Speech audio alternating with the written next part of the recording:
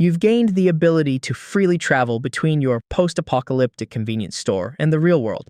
You thought you'd be torn to shreds by countless zombies, but the convenience store has an absolute defense. So, you decide to sell instant noodles and mineral water, sausages that were once worthless, for a sky-high price. In the dangerous, desolate wasteland of the apocalypse, you will build a business empire of your very own. Right now, you're holding your still warm phone, listening to your girlfriend's cold final words. Let's break up. Turns out, after 3 years of graduation, not only have you worked 3 different jobs, but you haven't even managed to save a single penny. Your girlfriend couldn't stand your poverty any longer, and left you for some rich kid. After the call ends, you slump into your chair, completely dejected. Over the past few years, to pay for your parents' medical treatments, you didn't hesitate to take on a $350,000 debt. In the end, your parents still passed away and you couldn't pay back the money. All you have left is this barely surviving convenience store. But just then, a wave of dizziness washes over you. As the background music shifts, you realize you've arrived in the apocalypse. Looking through the window, you see a horde of zombies. The zombies are also drawn to the sudden appearance of the convenience store. The next second, they charge madly toward you. I'm so dead, you think. But the expected sound of shattering glass never comes. The glass panes, which should have broken on impact, are now unbelievably sturdy. A notification appears before your eyes. Current world. Apocalypse. Convenience store status. Absolute safety. Can return in 12 hours. In other words, I just have to stay here for 12 hours and I can go back to my own world. You glance at the monsters outside, a headache brewing. The small shop, less than 20 square meters, is packed with all sorts of goods. Braised beef noodles, mineral water, sausages, cookies. In your world, all of this together isn't worth much. But what if it's here? An idea flashes through your mind. The most precious things in the apocalypse aren't gold or diamonds, but food and clean water. You rush to the shelf and grab the most ordinary bottle of mineral water. This bottle sells for 2 RMB in your world, but in this zombie-infested world, how much is it worth? You think of the $350,000 debt and Zhang Qian's words over the phone. You twist open the cap and take a huge gulp. What I need to do now is use these 12 hours to make my first pot of gold. You've even started calculating. 1 bottle of water for 100 grams of gold is too little. 1 bottle of water has to be worth 1,000 grams of gold. A pack of instant noodles for 100 grams. You force yourself to calm down. First, you need customers. With a dozen zombies blocking the door, what survivor would dare to come close? But if you have to wait idly for 12 hours, you'd never be able to accept it. Your eyes fall on a package of braised beef noodles, and just like that, a plan forms in your mind. In this world filled with the stench of rust and rot, what could be more lethal than a fragrant bowl of instant noodles? You plug in the kettle and press the switch. The kettle starts to rumble. There's still electricity in the convenience store. It seems this space, bound by the system, is completely independent of the outside world. A world of its own. The water boils quickly. A rich, overpowering aroma instantly explodes inside the store. Even you can't help but swallow your saliva. The question is, how do you get this deadly scent out there precisely? Opening the door is not an option. You walk around the shop, your eyes finally locking onto a range hood. The rich aroma follows that small pipe out into the dead space beyond. Time ticks by, second by second. Outside, there is still a deathly silence. Just as your patience is about to run out, a pillar of fire instantly incinerates the dozen or so zombies. You cautiously look out the window. It's a girl. Her eyes scan the store, which looks completely out of place amidst the surrounding ruins. Interesting. In this godforsaken place, someone still dares to open a shop. She tries to walk straight in, but the next second, she slams into an invisible glass wall. Are you an awakened, too? Is this your ability? After a moment of silence, she says, "My name is Ying." "How much for that?" you reply. "Gold." "What era do you think this is? Who still uses that useless stuff? Here, I only accept gold." Seeing your firm attitude, Ying raises her hand and launches a fireball straight at your face. However, the fireball completely vanishes the moment it touches the barrier. "Now can we talk business?" The girl grinds her teeth. "Shopkeeper, how much for this bowl of noodles?" "Not much. 100 grams of gold." 100 grams? Why don't you just rob me? Even though gold is like scrap metal now that no one wants, it doesn't mean it's just lying around on the street. You don't have to buy it. With that, you ignore her and start eating the freshly made noodles yourself. The sound of your slurping is especially grating. Ye Ying's throat involuntarily bobs. She can't remember how long it's been since she had a hot meal. She usually relies on canned food and energy bars she finds. Those things are just enough to survive, but they offer no sense of satisfaction. Just then, her stomach lets out a soft growl. The sound is faint, but in this environment, it's as loud as thunder. Ye Ying's cheeks immediately flush red. You pretend not to hear anything and continue to enjoy your delicious noodles. I don't have that much gold right now. Can I pay you back later? This shop doesn't do credit. You're not here to run a charity. Besides, you're heading back in less than 12 hours. Who knows if Yi Ying can even bring the gold back in time?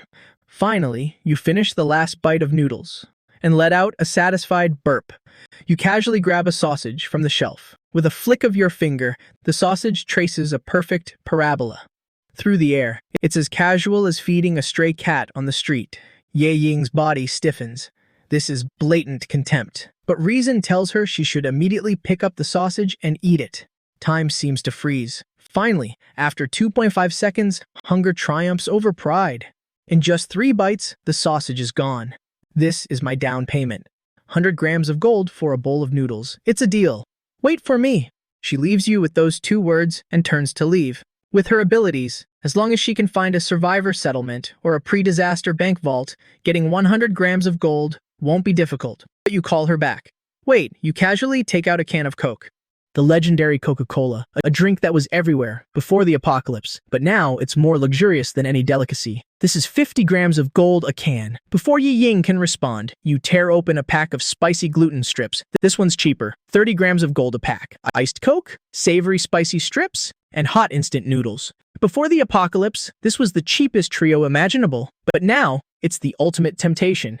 Ye Ying's fists clench. Shopkeeper, you better make sure you have enough stock. Then, her figure vanishes. She has to go get the gold, right now, immediately. 10.5 hours left on the timer. You start to check your inventory. 10 cases of Master Kong noodles. 15 cases of Nongfu spring water. Spicy strips and sausages are even more plentiful. You even manage to dig up 5 eggs from a corner. An idea sparks in your mind. Over an hour later, a loud noise comes from outside. Ye Ying is back. She looks a little worse for wear. In her hand, she's carrying a black bag. 200 grams of gold. If anything, it's more, not less. You silently think. Allow. The black bag is lifted by an invisible hand, and then gently drops at your feet. Ye Ying's pupils shrink once again. This man is even more unfathomable than she thought. After receiving the goods, you take out the braised beef noodles, the iced Coke, and the spicy strips. Then, right in front of Ye Ying, you boil another pot of water. Finally, you carry the steaming bowl of noodles to the door. Just as Yi Ying thinks you're about to hand over the food, you suddenly stop. You take an egg out of your pocket and look at her. Hey, beautiful, want to add an egg? How much? 50 grams of gold. An egg for 50 grams of gold. Why don't you just go rob someone? You don't have to take it. My shop's eggs are only sold to those with a fateful connection. With that, you pretend to put the egg back in your pocket. Wait, Ye Ying is a powerful fire type awakened. She's always been the one others submit to, but today she's been repeatedly outmaneuvered. The 4 words "I don't need it" are stuck in her throat, unable to come out. She reaches into a small leather pouch at her waist, searching. A crystal the size of a pigeon's egg rests quietly in her palm. I don't have any more gold for now. I'll trade this for your egg. You raise an eyebrow thinking, what the hell is this? Just as you're about to refuse, a screen of light appears. High energy item detected. Low tier zombie crystal core. Strongly recommended to complete this transaction. I was so wrong. It turns out I completely misunderstood how this convenience store operates. I was so focused on how to pay back that 350,000 debt. In reality, the convenience store's purpose is to collect these crystal cores. In an instant, you understand everything, but your face still shows a hint of disdain. What is this piece of junk? It looks disgusting. This is a crystal core from a zombie's brain. It's an essential item for an awakened's cultivation. Gold isn't even worthy of polishing its shoes. So crystal cores are the cultivation resource of this world. I'm a convenience store owner. What use do I have for this? Ye Ying is trembling with anger. This man is not only impossible to reason with, but he's also shamelessly gloating after getting a good deal. You see her on the verge of exploding and let out a sigh. All right, seeing how sincere you are, I'll make an exception just this once. As you finish speaking, you silently command it, and the crystal core instantly vanishes from Ying's palm. You don't even spare it a glance, casually stuffing the crystal core into your pocket. Then, you pass the Supreme Edition noodles, with the egg, along with the Coke and spicy strips, to Ying. She grabs a fork and devours the food, not even leaving behind the scallions at the bottom of the bowl. Then she opens the Coke and chugs it in one go, finally tearing open the spicy strips and eating them one by one. Throughout the entire process, you just watch her quietly. "I'll be back." Ying leaves with those words and melts back into the shadows of a street corner. After Ying leaves, you finally take out that crystal core. Low-tier zombie crystal core can break the human body's genetic lock. Upon use, there is a chance of becoming an awakened. If absorption fails, the user will disintegrate into basic particles on the spot. Success rate is less than 1%. Your hand trembles. You almost throw the crystal core away. What the hell is this thing with a success rate of less than 1%? This isn't a lucky break. It's a one-way ticket to hell. However, the convenience store displays a notification. Within the store's premises, the host is immune to all forms of damage, including, but not limited to, physical damage, energy shocks, mental pollution, and genetic collapse. You look again at the crystal core in your hand. For you, this is zero risk, but extremely high reward. How do I use it? Swallow it whole? This thing doesn't exactly look edible, but thinking of the sight of Ying summoning fire from thin air, you swallow it whole. The next second, an excruciating pain rips through your entire body. Your whole body curls up like a shrimp. Time ticks by, minute by minute. The pain finally recedes. In its place is a feeling of your body overflowing with power. Is this what it feels like to be an awakened? This power is terrifying. You mimic Ying's posture, trying to summon fire. However, there's absolutely nothing at your fingertips. Damn it! Did the awakening fail? The more you think about it, the angrier you get. You slam your fist into the shelf next to you. Suddenly, the shelf, along with all the snacks on it, vanishes. Your consciousness is connected to another space. Inside that space is the very shelf that just disappeared. You try reaching out your hand. The vanished shelf returns to its original spot. Only then does the system notification arrive. Awakened. Awakening effect. Spatial inventory. Can isolate space-time. Current capacity, 1 cubic meter. As you repeatedly take the spicy strips in and out, you fall into deep thought. Gold can only solve my problems in the real world. But crystal cores, that's real power. 9 hours left on the timer. I have to accumulate as many crystal cores as possible before I leave. The scent of one pack of noodles attracted Ying. What if I amplify that scent by 10 or 20 times? So, you take out a large pot and cook 20 packs of noodles at once. Then, you turn the range hood to its highest setting. This is your apocalyptic bait. In an abandoned building 3 streets away, a young man is huddled in a corner. A man with a scar on his face is cleaning the barrel of his gun. A man wearing glasses says anxiously, "Brother, who?" Little Liu's wound is getting worse. "If we can't find any medicine, I'm afraid he's not going to make it." The scar-faced man known as Brother Hu nods. The food in this block was wiped clean a long time ago. Medicine is an even more distant hope. But right then, a scent hit Brother Hu's nose. "Someone is cooking noodles out there."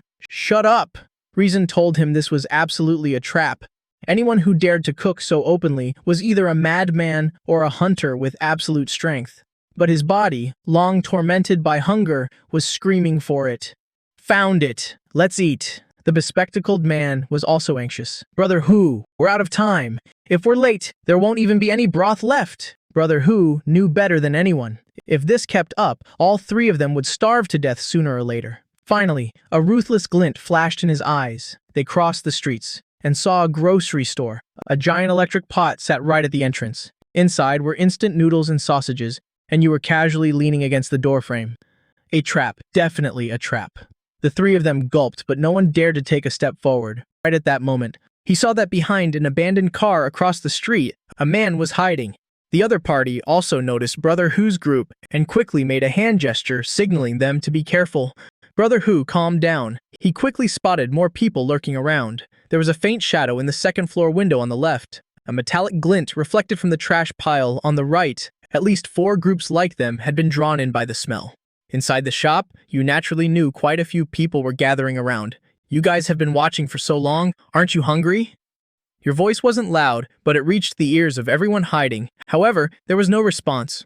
You fished a piece of sausage from the pot and popped it into your mouth. I'm running a business here. Harmony brings wealth. I've got noodles and water. And sausages. Highest bidder gets them. The man behind the abandoned car finally couldn't hold back. How much? Gold or crystal cores? Everyone hoarding crystal cores was understandable. That was the absolute hard currency. But gold in the apocalypse was worth less than a sheet of steel. Just then, an angry voice came from behind the trash pile. Damn it, are you messing with us? This brat doesn't want to sell at all. Let's rush him and kill him. We'll split whatever's in the pot. As soon as those words were spoken, the atmosphere instantly grew even more bizarre. Everyone was rapidly weighing their options. Meanwhile, you didn't even bother looking up and kept eating your noodles. You can try, but let me make this clear. Anyone who attacks loses their right to trade. You'll just have to watch everyone else eat noodles and slurp broth. The man behind the trash pile finally lost his patience. Bullshit, I don't believe in this crap. He pulled out a shotgun. Behind him, two more men wielding machetes and steel pipes charged out. Everyone was waiting for a vanguard to test your limits. The man pulled the trigger without hesitation. However, when the bullets reached 2.5 meters from the store, they hit an invisible wall. From start to finish, you didn't even bat an eye. You even fished out another sausage and stuffed it into your mouth. The entire plaza fell into an eerie silence. The two accomplices holding the machete and steel pipe also froze in shock. Right then, the man behind the abandoned car seemed to realize something. If physical attacks were useless, what about non-physical attacks? An invisible wave condensed in the palm of his hand. A blast of telekinesis, invisible to the naked eye, shot towards you. This was his ability, piercing telekinesis. But when this telekinetic shockwave hit the store, it couldn't even create a single ripple. This time, everyone understood perfectly. Inside this little shop, you were invincible. Brother Hugh's back was drenched in cold sweat. He felt incredibly lucky that he hadn't acted on impulse just now. You finally finished chewing the noodles in your mouth and looked toward the man behind the trash pile. I just said it. Anyone who attacks loses their right to trade. Now anyone else want to try? The surroundings fell into a dead silence once again. Just as this suffocating standoff was about to drive people crazy, the rhythmic clicking of high heels approached from a distance. Everyone looked toward the source of the sound. It was Ye Ying. Brother Hu recognized this woman. Or rather, in these ruins, anyone who had survived long enough had heard of Ye Ying's reputation, a top-tier awakened who wielded fire as her weapon. Why was she here? You've caused quite a stir, Ye Ying said.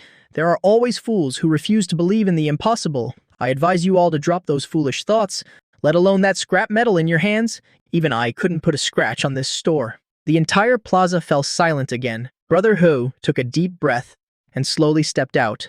He spread his hands to show he meant no harm. The others hiding in the corners also revealed themselves one by one. Ye Ying ignored them. She took something out of her bag, 3 solid gold bars, each one gleaming with a golden luster. I want biscuits, canned food, and water. Any food that's easy to carry and store. For top-tier hunters constantly on the move, ready to eat processed foods were the most rational choice. I like doing business with smart people. You quickly brought out compressed biscuits, canned meat, and bottled water. A smooth transaction took place right out in the open. Ye Ying took the food, turned around, and vanished into the shadows. All eyes focused on you once again. This time, there was no more probing or killing intent.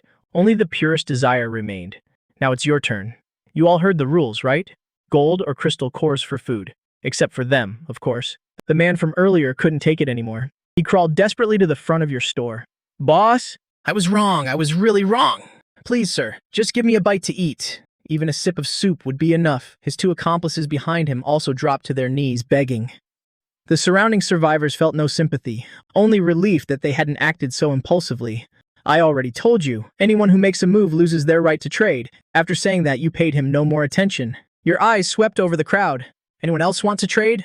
Hooge took out a crystal core and presented it to you. With a mere thought, the crystal core fell into your bag. Without another word, you turned and grabbed 3 large bowls. You filled them with noodles and sausages. Hooge held the bowl of noodles, feeling a warmth he hadn't felt in a long time. The 3 of them immediately dug in, devouring the food like a storm. With the first person breaking the ice, the others behind couldn't hold back any longer. Shopkeeper, I'll trade. Me too, I have a crystal core. The man who had tried to attack you earlier, also came forward. He silently took out 2 crystal cores. He didn't dare to look you in the eye. You took them without any expression and gave him a bowl in return. Once the floodgates opened, they couldn't be closed. Some took out gold jewelry. Others produced crystal cores of various sizes. Soon, more than a dozen crystal cores were piled up under your counter. The large pot of noodles was gradually emptying. But just then, the 3 men from before completely snapped. "If I can't eat, then none of you will." He immediately lunged at a frail-looking survivor. Noodles and soup went flying everywhere. The other survivors who were eating also stopped. They stared with cold, furious eyes at the madman who had broken the rules. You also stopped scooping noodles, watching the scene unfold. Suddenly, a flash of fire shot out. He didn't even have time to let out a scream before his entire body was turned to ash. His 2 accomplices quickly met the same fate. It all happened in less than 3 seconds. The 3 men had completely vanished from the world. Ye Ying slowly stepped out from the shadows. "I hate people who break the rules." You grabbed a can of Coke from the fridge and tossed it to Ye Ying. You said nothing and continued stirring the noodles in the pot. The trading resumed in perfect harmony. Hugi's group of 3 had finished their noodles. They'd even drunk every last drop of the soup. More and more people emerged from every corner of the ruins, and the shelves in the convenience store were emptying at an astonishing rate. No one complained about the prices, and no one caused any trouble. In the end, you sold out every single item in the store. Ye Ying tossed away the empty Coke can. She walked up to you. "You've made a fortune. When will you be back?" "I don't know." Ye Ying gave you a deep look, then turned and vanished into the darkness of a street corner. After everyone had left, the entire square fell completely silent again. With a thought, you checked your resource inventory. The gold exceeded 100 kilograms, and there were 33 crystal cores. Although swallowing the crystal cores would bring excruciating pain, you didn't hesitate. You swallowed them all in one go. This time, it wasn't just intense pain, but an unimaginable explosion of energy. If you weren't inside the convenience store, you figured this energy would have instantly torn you to shreds. Through the agonizing pain, you absorbed the last sliver of energy. When you opened your eyes again, you saw the insects flying near the ceiling. Their wing beats seemed incredibly slow. You could hear the gurgling growls of the zombies outside the door. You could smell the various scents of blood and mud. Your senses had been enhanced to an unbelievable degree. You reached out a hand toward a nearby shelf and made a grasping motion. With a slight hum, the shelf slowly began to levitate. This wasn't the power of your spatial inventory. It was psychokinesis. You immediately summoned the Awaken system screen. Awakening effect. 1. Spatial inventory. Current capacity 1M3. 2. Awakened ability, psychokinesis control, can manipulate objects within a 50-meter radius. You had actually awakened a second ability. For the remaining time, you calmly waited for the countdown to end. As the twisting sensation returned, you were back in your original world. The smell of rust and decay vanished, replaced by the fresh air, a mix of earth and green grass. Transmigration complete. Current world, Earth. Time until next transmigration, 12 hours. It was still dark out. You went back to your cot and slept for a few hours. At 9 a.m., you went to an antique shop in the market district. "Boss, do you buy gold?" the owner asked. "What kind? Where's it from?" You said nothing and took out 2 gold bars. The heavy thud of them hitting the counter made the owner sit up straight. The owner inspected them carefully for over 10 minutes before speaking. "Good stuff. Best I can do is 580,000, 700,000. Young brother, that price is too high. I'm taking a risk here, and I have to grease some palms. 700,000. The owner was silent for a full half minute. Then, your account received a transfer of 700,000.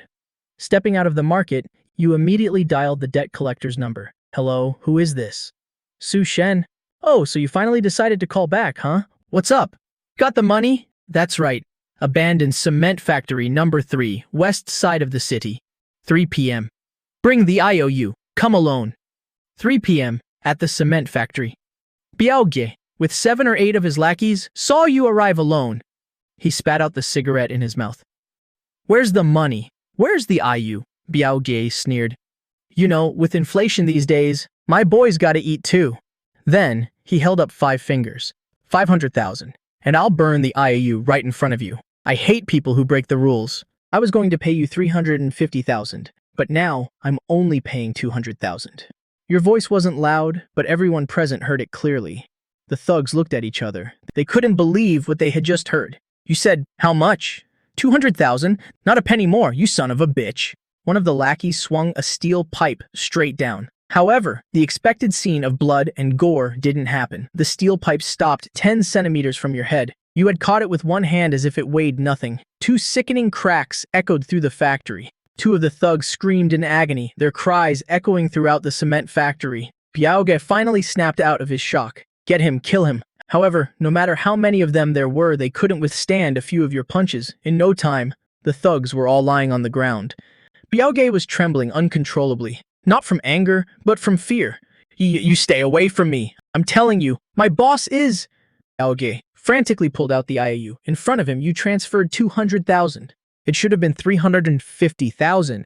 Now it's only worth 200,000. Then you tore the IOU to shreds and turned to leave. With that matter settled, you had more important things to do. You went to a used car lot and bought a small truck. Then you drove to the largest wholesale food market in the city. Walking into the wholesale supermarket, before an employee could even speak, you said, "Hi, I need 200 cases of instant noodles, 100 cases of sausages, 200 cases of compressed biscuits, 100 cases of canned beef, and 500 cases of mineral water." Although stunned by the size of the order, the employee quickly prepared the goods for you. Why bother asking questions? Whoever pays is the boss. It took you a full day to move all the goods. 2 hours left until transmigration. The first trade yesterday, much of the gold was just what they could scavenge from the ruins. To maximize profits, I need to deal in bulk and cooperate with the strongholds. Let them collect the gold for me. Feeling the power in your body made you feel disconnected from your past self. In the remaining 2 hours, you decided to have one last good meal, to say goodbye to the person you used to be. So, you drove to the most luxurious restaurant in the city. Compared to the luxury cars at the entrance, your small truck looked ridiculously out of place. Even the valet thought you were just trying to use the parking lot. Sir, but you just took out a pea-sized gold nugget and handed it to him. Park it properly. If you don't, I'll break your legs. The weight of the gold nugget left the valet. Stunned, without a second glance, you walked straight into the restaurant. The soft lighting and well-dressed diners, everything seemed so elegant and calm. It was a world away from the apocalypse. Just as you were looking at the menu, a woman's grating voice came from a distance. The source of the voice was your ex-girlfriend, Jing Qian. The man next to her was the rich second-generation heir, Wang Hao. Wang Hao was stunned at first. Then he put his arm around Zhang Qian's waist and walked over. Well, if it isn't Su Xin. What's wrong? Did your little convenience store go out of business? Here to apply for a dishwashing job? A steak here costs 800 yuan. Your whole month's salary would probably only buy you a bite of the fat. He just kept rambling on, but you treated him like he was thin air. Wang Hao felt like he was punching cotton. This feeling of being completely ignored infuriated him. So his voice rose several octaves. Are you deaf? I'm talking to you, but your expression remained unchanged. Zhang Qian suddenly felt that the man before her was a complete stranger. The restaurant manager heard the commotion and hurried over. Sir, please calm down. Don't disturb the other guests. Seeing the manager arrive, Wang Hao became even more arrogant. Manager Zhu, you're just in time.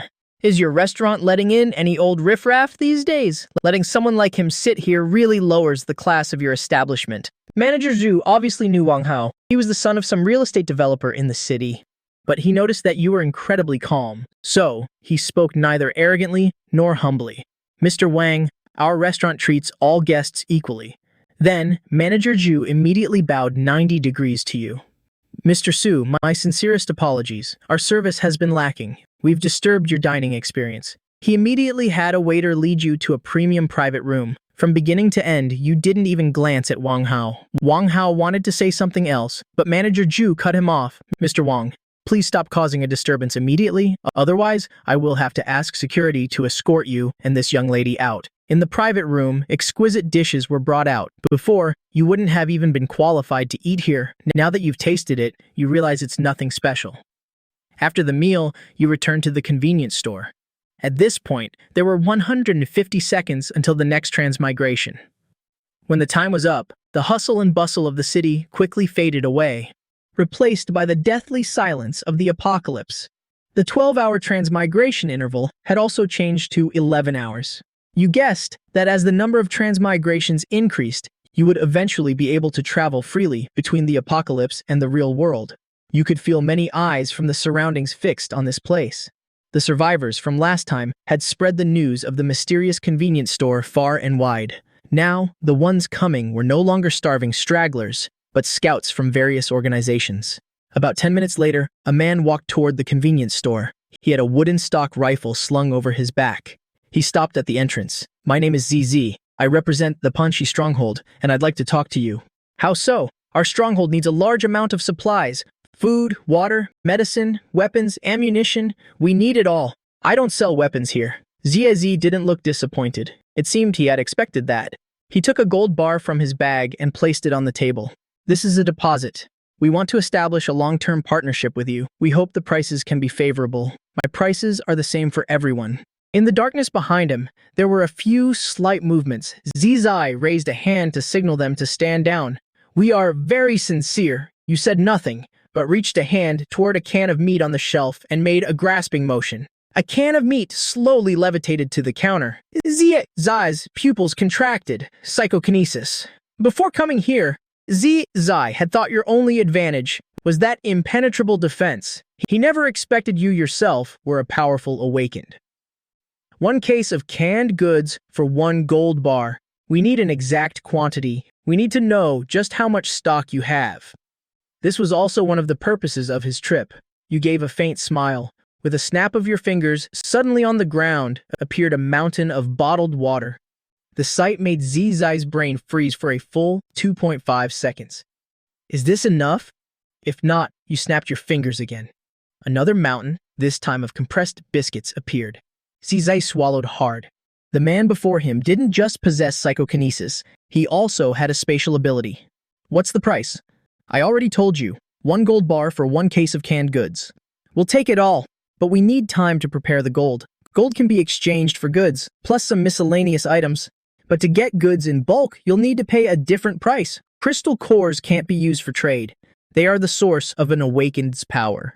The very foundation of our stronghold's existence. That's your problem, not mine." As you finished speaking, the 2 small mountains of supplies vanished. The initiative in this trade was entirely in your hands. If ZAZ didn't agree to the exchange, then other strongholds would. Sooner or later, the Panchi stronghold would be unable to hold out and would completely collapse. We need a specific exchange rate. 100 gold bars plus 10 crystal cores can be exchanged for water. Biscuits are double that. ZZ's fists clenched. This wasn't just being greedy, this was blatant extortion. ZZ took a deep breath to calm himself down. "I need to report back to the boss. Consider this gold bar our fee for asking the way." You nodded and pocketed the gold bar. ZZ didn't say another word. He quietly retreated into the shadows. You returned to the counter, leisurely wiping down the already spotless surface. About 10 minutes later, 3 figures emerged. It was a middle-aged man wearing glasses, followed by 2 soldiers. "Greetings, boss. People call me Professor G. I'm from the Lighthouse base." You said nothing, just quietly observing him. "From an economic standpoint, your current business model is completely unsustainable. Once the base loses a massive amount of crystal cores, it will inevitably collapse. When that happens, who will you sell your goods to? Then whatever's left will be worth even more." The smile on Professor G's face completely froze. You couldn't care less about systems or the future, because the pricing power was entirely in your hands. Just then, Ye Ying stepped out from the shadows. A crystal core dropped onto your counter. Without a word, you took out a self-heating meal, a can of beef, and 2 bottles of mineral water. Ye Ying took the items and left immediately. The entire transaction happened in complete silence. His so-called rational analysis had just become a total joke. "Bring 100 gold bars and 10 crystal cores. We are trading for water." "However, Mr. Liu, your little speech just now wasted 3 minutes of my time. So the price is now 15 crystal cores." The man in front of him might not be the strongest awakened in the wasteland, but his grocery store was a bottomless pit. Professor G pulled a military walkie-talkie from his pocket. "Bring 100 gold bars and 15 crystal cores over here." About 20 minutes later, the roar of an engine echoed from afar. 2 metal crates were placed in front of you. One crate was packed to the brim with gold bars. The other contained 15 crystal cores. You tossed the crates of water past the boundary line one by one. After the transaction was complete, several figures emerged from the darkness. Siezi had returned. Behind him was a squad of 20 men, Both sides instinctively aimed their guns at each other. "We brought what you asked for." Several crates were opened. Inside were not only gold bars, but also 20 crystal cores. 10 more than you had demanded. Siezi used the most direct action to show his sincerity. Professor G's face looked worse than a corpse's. Being one-upped after the deal was done, you waved your hand, pulling a pile of compressed biscuits and several crates of canned beef from your inventory. "A gift for you." Jiezi's breathing hitched for a second. He understood. He had made the right bet. He immediately gave you a deep bow, then looked at Professor G. "We of the Monolith are here to trade. We don't want any trouble. But if Lighthouse wants to make a move here, we're ready to fight to the bitter end." With that, Siezi's men cocked their weapons in unison. The Lighthouse men gritted their teeth and spat out, "Let's go!" You quietly watched it all unfold. On one side was Lighthouse, rooted in technology and knowledge. On the other was Monolith, surviving on brute force and discipline. After Lighthouse left, Jiezi bowed to you once more before quickly retreating. Through these two transactions, you had gained another 100 kilograms of gold. The peace didn't last long. This time, 3 convoys approached from different directions. The roars of zombies echoed from all around. The 3 factions issued orders almost simultaneously. "Prepare for battle." On one side were heavy machine guns, assault rifles, and snipers. On the other were awakened, unleashing fireballs and ice spikes. After the last zombie's head was blown off, the plaza returned to its eerie silence. "Boss, we're from Battle Axe, and we have something to say. We from the Ark also come with great sincerity. Line up over there." Battle Axe is one of the top dogs in the East District. "Since when do we have to line up?" "Boss, what's the meaning of this?" "We brought our sincerity." "I said, line up. If the people of Battle Axe refuse to follow the rules, I won't sell you a damn thing." Battle Axe has quite a bit of face in this area. "Making friends with us won't do you any harm. I don't care about having one more friend or one less. Either follow the rules or get lost. Go line up." "Where does that leave Battle Axe's pride?" the bald man roared as if making a decision. Then he waved at his subordinates behind him. "Bring the stuff over. I'm gonna be the first one to buy today." 2 Battle Axe members carried a heavy metal crate forward. "Someone broke the rules. The trade is over." With that, you waved your hand, storing all the supplies back into your spatial inventory. The entire grocery store was emptied in the blink of an eye. The other 2 factions glared at the bald man with murderous intent. "I brought gold and crystal cores to give you face. Don't be a fool and reject my goodwill. When Battle Axe speaks in this district, no one dares to disobey. Who the hell do you think you are? I hate being threatened. Open fire. Tear this trashy store to shreds." A dense hail of bullets instantly rained down on the store, but they were all stopped by an invisible wall. "Not only am I cutting off Battle Axe, but I'm also putting a bounty of 100 crates of canned beef on your head." Every member of Battle Axe froze. You simply waved your hand, and 100 crates of canned beef materialized on the ground. Instantly, everyone's eyes locked onto the bald man. "Are you all trying to mutiny?" "I am the 3rd boss of Battle Axe. The Ark accepts this bounty. The Hive accepts it too. You guys want to rebel too?" The Battle Axe members looked at each other. No one dared to intervene. In the apocalypse, loyalty was the cheapest commodity. Suddenly, a blade pierced the bald man's chest. The one who struck was his own second in command. "Why?" The deputy remained expressionless. "Third boss, the brothers need to eat too." Then he turned to the grocery store. "Boss, we killed him. This meat belongs to Battle Axe now, right?" "I will not sell any supplies to Battle Axe." They had killed their own 3rd boss with their bare hands, only to get nothing in return. "If these people are no longer members of Battle Axe, I only refuse to trade with Battle Axe. Anyone else is not included in that ban." "My name is Bai Lu, the logistics manager of the Ark base. I now officially invite you to join the Ark on behalf of our base. We are willing to join the Ark." The deputy reacted quickly. The dozen or so men behind him also lowered their weapons in submission. Leaning against the counter, you casually waved your hand. The 100 crates of canned beef piled up into a solid mountain in front of the deputy. The deputy was very tactful. He walked up to Bai Lu and said, "Manager Bai Lu, in exchange for the Ark's protection, we offer these canned goods as a welcoming gift." The people from the Hive watched with greedy eyes, but they didn't dare entertain any funny ideas. This time, no one dared to object. Bai Lu stood at the counter. The man named Shuisho from the Hive quietly lined up behind her. "What do you want?" "Compressed biscuits, water, instant noodles." With that, 2 crates were opened. Inside were 50 gold bars and 20 crystal cores. The trade was completed, but she didn't leave immediately. Boss, do you take pre-orders here? Sure. What do you need? Antibiotics. Cold medicine. As much as possible. Go make a list and bring the deposit. I'll bring the goods for you next time. Next was Shueishu from the hive. Just like Bai Lu, besides pre-ordering medicine, he also asked for cigarettes and alcohol. After the major trades were done, a few scattered individuals began to trade. Some brought out gold jewelry, others brought out small crystal cores, but then someone brought out something entirely new to trade with you. It was a car battery. The energy density and cycle life of this battery in this world were actually nearly double those of your world. You suddenly realized that all this time, you had been treating this world like an ATM for gold and crystal cores, completely ignoring the advanced technology it possessed before the apocalypse.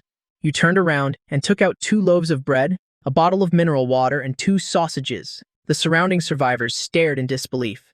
That much. From now on, I'll be collecting these batteries too. Behind the crowd, a few lone wolves quietly formed a perimeter. He clutched the heavy load of food to his chest, his body trembling. This food wasn't hope. It was a death sentence. I have some questions for him. If anyone dares to make a move, I don't mind spending a few more crates of canned food for their head. That sentence made the lone wolves freeze instantly. After all, the third boss of Battle Axe was still lying dead right there. What's your name? Zhu Yuan. Where did this battery come from? Tianqiang Technology Park. I used to be an electrical engineer for Tianqiang Technology. This Thor Gen 7 model is our company's flagship product. When the disaster struck, we had just finished producing a batch. There are at least tens of thousands of these batteries in the company's warehouse. But the thousands of employees in the industrial park have all turned into zombies. You nodded. If you use the gold in your hands to restore a production line, based on the technical specs of the Thor Gen 7, it would definitely spark an energy revolution in your old world. Assuming the production line is ruined, can the complete manufacturing technical documents for this battery be retrieved, including all material formulas and processing procedures? The company's servers have the complete files. As long as we have the servers, I can extract the data. The way you looked at him completely changed. This wasn't some down-on-his-luck engineer. He was clearly a walking key to a treasure trove. This would definitely require the strength of the bases. Thinking of this, you looked at Zhu Yuan. From now on, you work for me. Your job is to help me appraise all the tech products I collect. In return, I'll provide you with food and water. An uncontrollable wave of joy surged in Zhu Yuan's heart. This was the true definition of striking it rich overnight. However, there were also quick-witted survivors. If Zhu Yuan could change his life with a single battery, why couldn't they? In an instant, among the survivors, a gold rush was ignited. A circuit board from a military drone, a sealed biological sample, even a half-burnt academic journal. You turned none of them away. You handed them all to Zhu Yuan for appraisal. The gold rush lasted until morning. Right at that moment, 2 blazing headlights tore through the darkness, followed by the roar of a powerful engine. Bai Lu and Shueishu stepped out of their vehicles almost simultaneously. Several chests of gold and crystal cores were laid out on the ground. This is the deposit from the Ark and the Hive. Deposit accepted. I'll have the goods ready for our next trade. Bai Lu and Shueishu bowed at the same time. Their attitude was incredibly humble.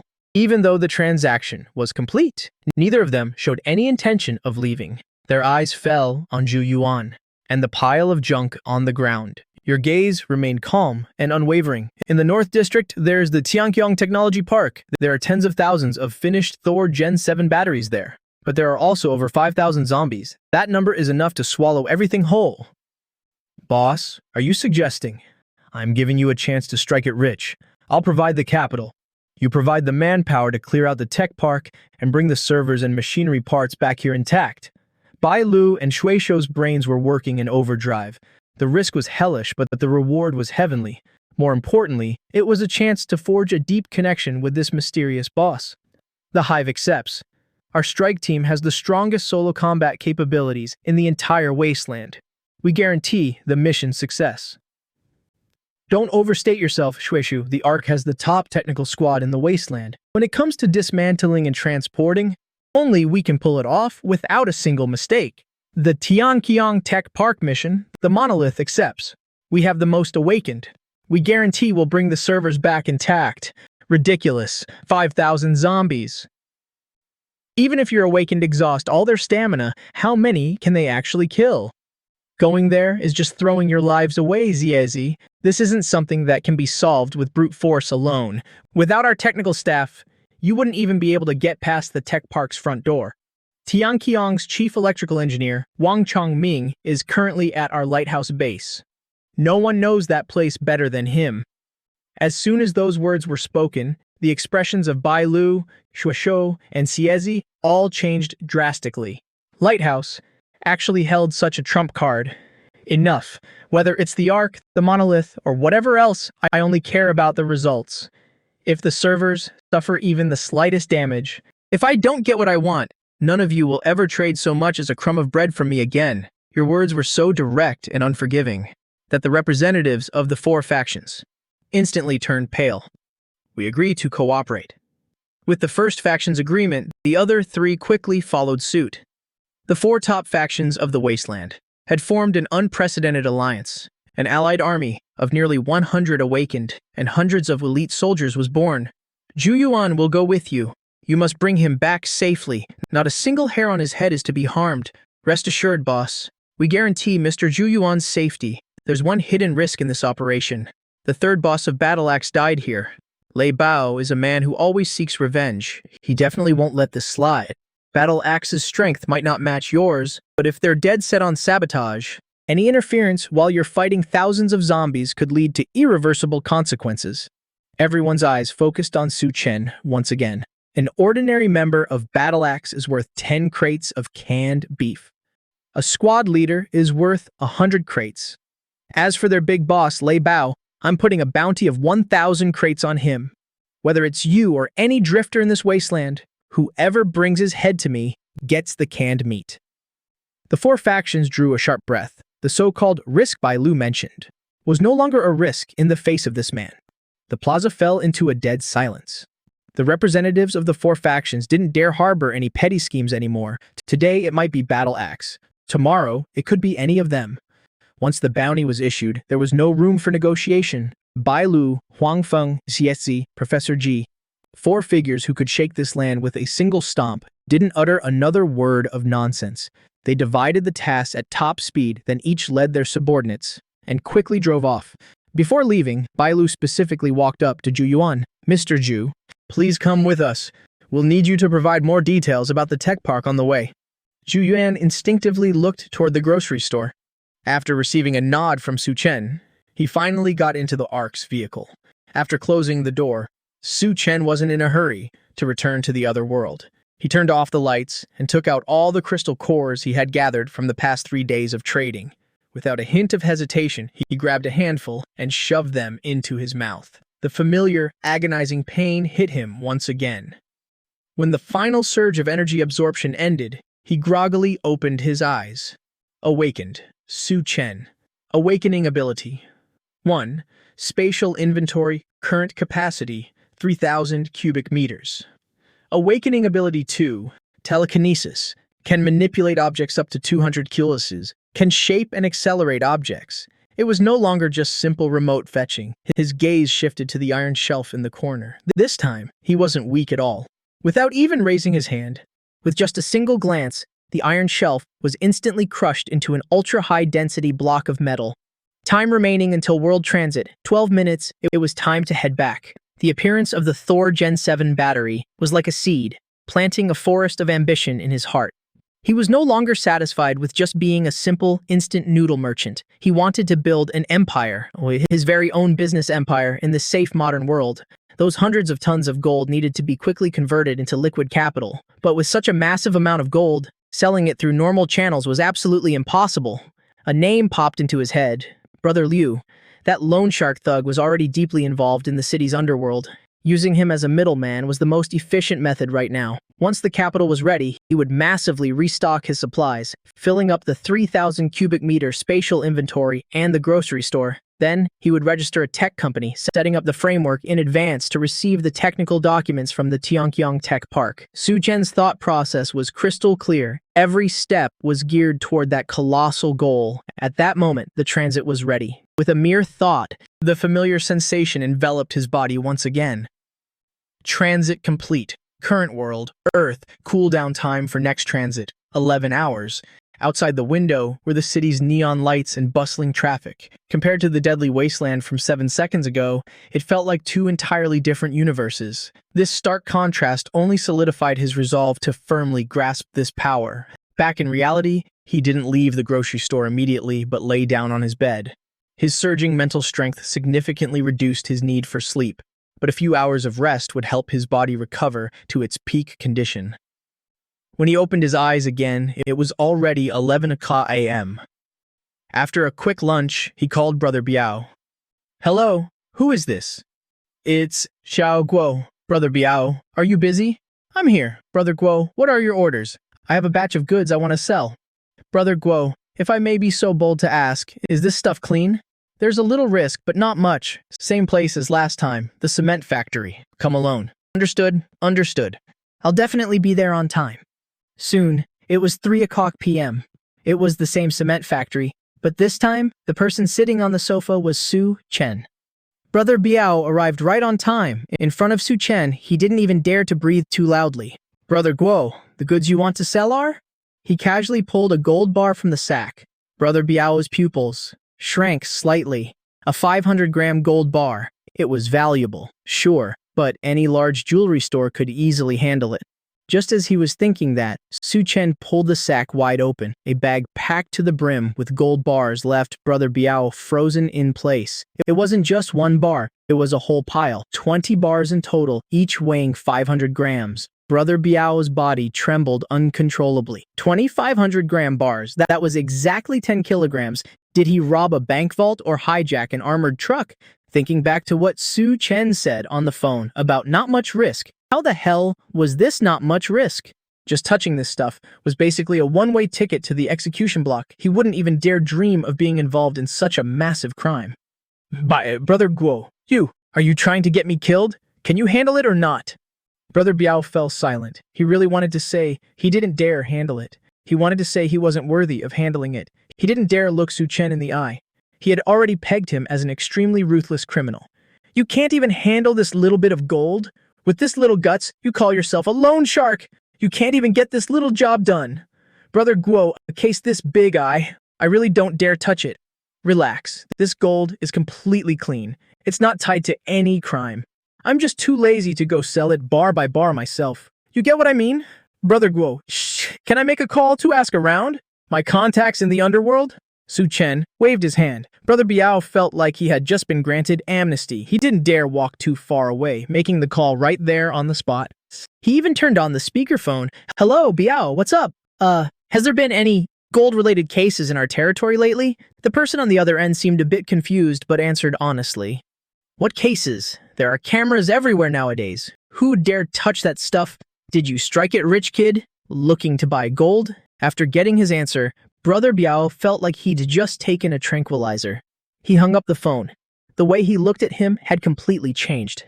"Brother Guo, there's no way I can swallow all your goods on my own. But I know someone who can."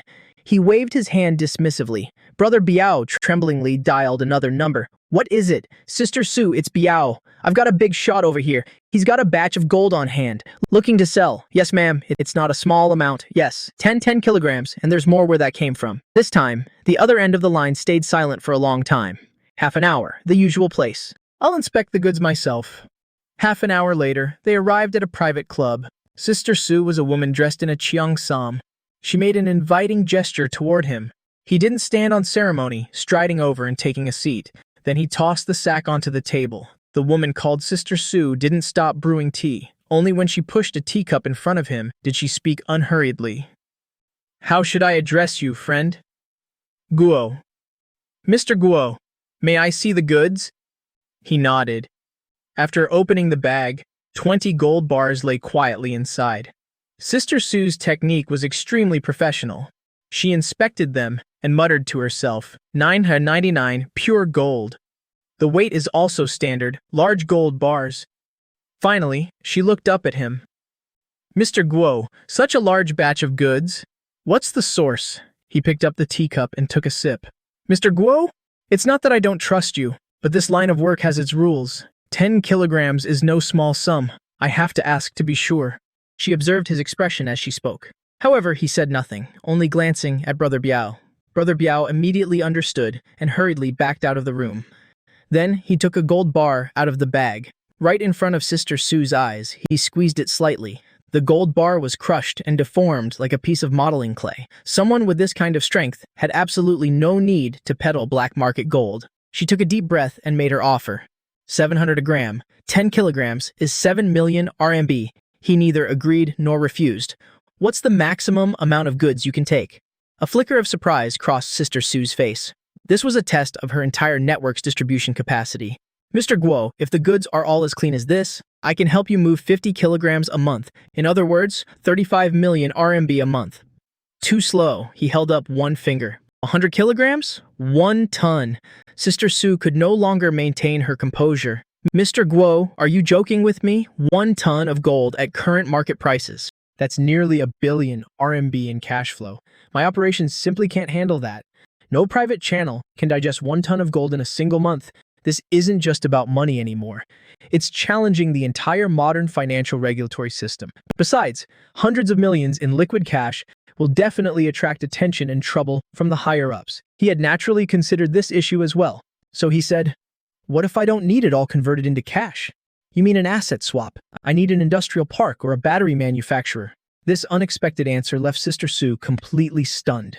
She never expected that he was selling gold not for a life of luxury, but to build a real business, a terrifying existence. Who could crush a gold bar barehanded? Who could produce 1 ton of gold every month? Actually wanted to be an entrepreneur? This was no longer a simple transaction. This was a massive capital operation, unimaginably massive. "Mr. Guo, this has completely exceeded my authority. I need to report this to my superiors." He remained silent. She called her boss. "Boss, it's me, Su Wan. There's a massive deal. The goods are gold, very clean." The volume at this point, she glanced at him. "I currently only have 10 kilograms on hand, but the other party can supply 1 ton a month. Right now, he has over 300 kilograms ready to go." After the call ended, Su Wan went from being the lead negotiator to a mere messenger. "Mr. Guo, my boss wants to meet you in person. Tomorrow at 7 p.m., same place." He nodded and pointed at the gold. "Sell all of this first. To show our sincerity, we can pay 800 a gram for this batch." In less than 5 minutes, his account received 8 million RMB. After the transaction was complete, Su Wan personally saw him off until he drove his small truck away. After he left, Brother Biao smiled and sidled up to Sister Sue. "So how about that big shot? From now on, anything regarding Mr. Guo, you're not to pry into a single word of it. Whatever he tells you to do, you do it. If something goes wrong, no one will be able to protect you." Brother Biao shuddered, nodded profusely, and hurried away. He didn't return to the grocery store immediately, but went to the wholesale center instead. The salesperson from last time saw him and immediately came over to greet him. "Boss Su, you're back. What would you like this time? Based on this list, multiply the quantity of everything by 10. The salesperson glanced at the list, hands trembling slightly. "I'll make sure it's all sorted out perfectly." After paying the 2 million for the goods, he made several trips back and forth to the industrial park. Until he had filled more than half of his spatial inventory, he had more important things to do. A normal box of antibiotics in that collapsed world was worth far more than gold and silver. He drove to the city's pharmaceutical wholesale street. He didn't choose the flashy big stores, but walked into a small shop in an alley. Inside, the middle-aged man glanced at him and said, "Where's your prescription or hospital purchase order? Don't have one? Then I can't sell to you." However, he just took out his phone and opened his account balance. A long string of zeros hit the man's eyes. "Amoxicillin, hemostatics, bandages, iodine, saline solution. I'll take as much as you have." The man's breathing completely stopped for a moment. "What do you need so much for?" "You just need to tell me if you're selling or not." Finally, he lowered his voice and took a breath. "The warehouse is in the back. Follow me." Half an hour later, his car was packed full of various medical supplies. Millions of yuan were spent. The next stop was the hardware district. Diesel generators. "I'll take 20 of this model. Solar panels and their accompanying storage batteries. I'll take them all. Wrenches, pliers, electric welders. Right. Don't unpack them. Just load the whole boxes." Finally, the fuel depot. Official channels wouldn't let him buy much. Luckily, Brother Biao had given him an address, a private oil depot hidden in the suburbs. When the boss found out he wanted hundreds of barrels of gasoline and diesel, he practically wanted to call him Sugar Daddy on the spot. This time, he spent several million yuan.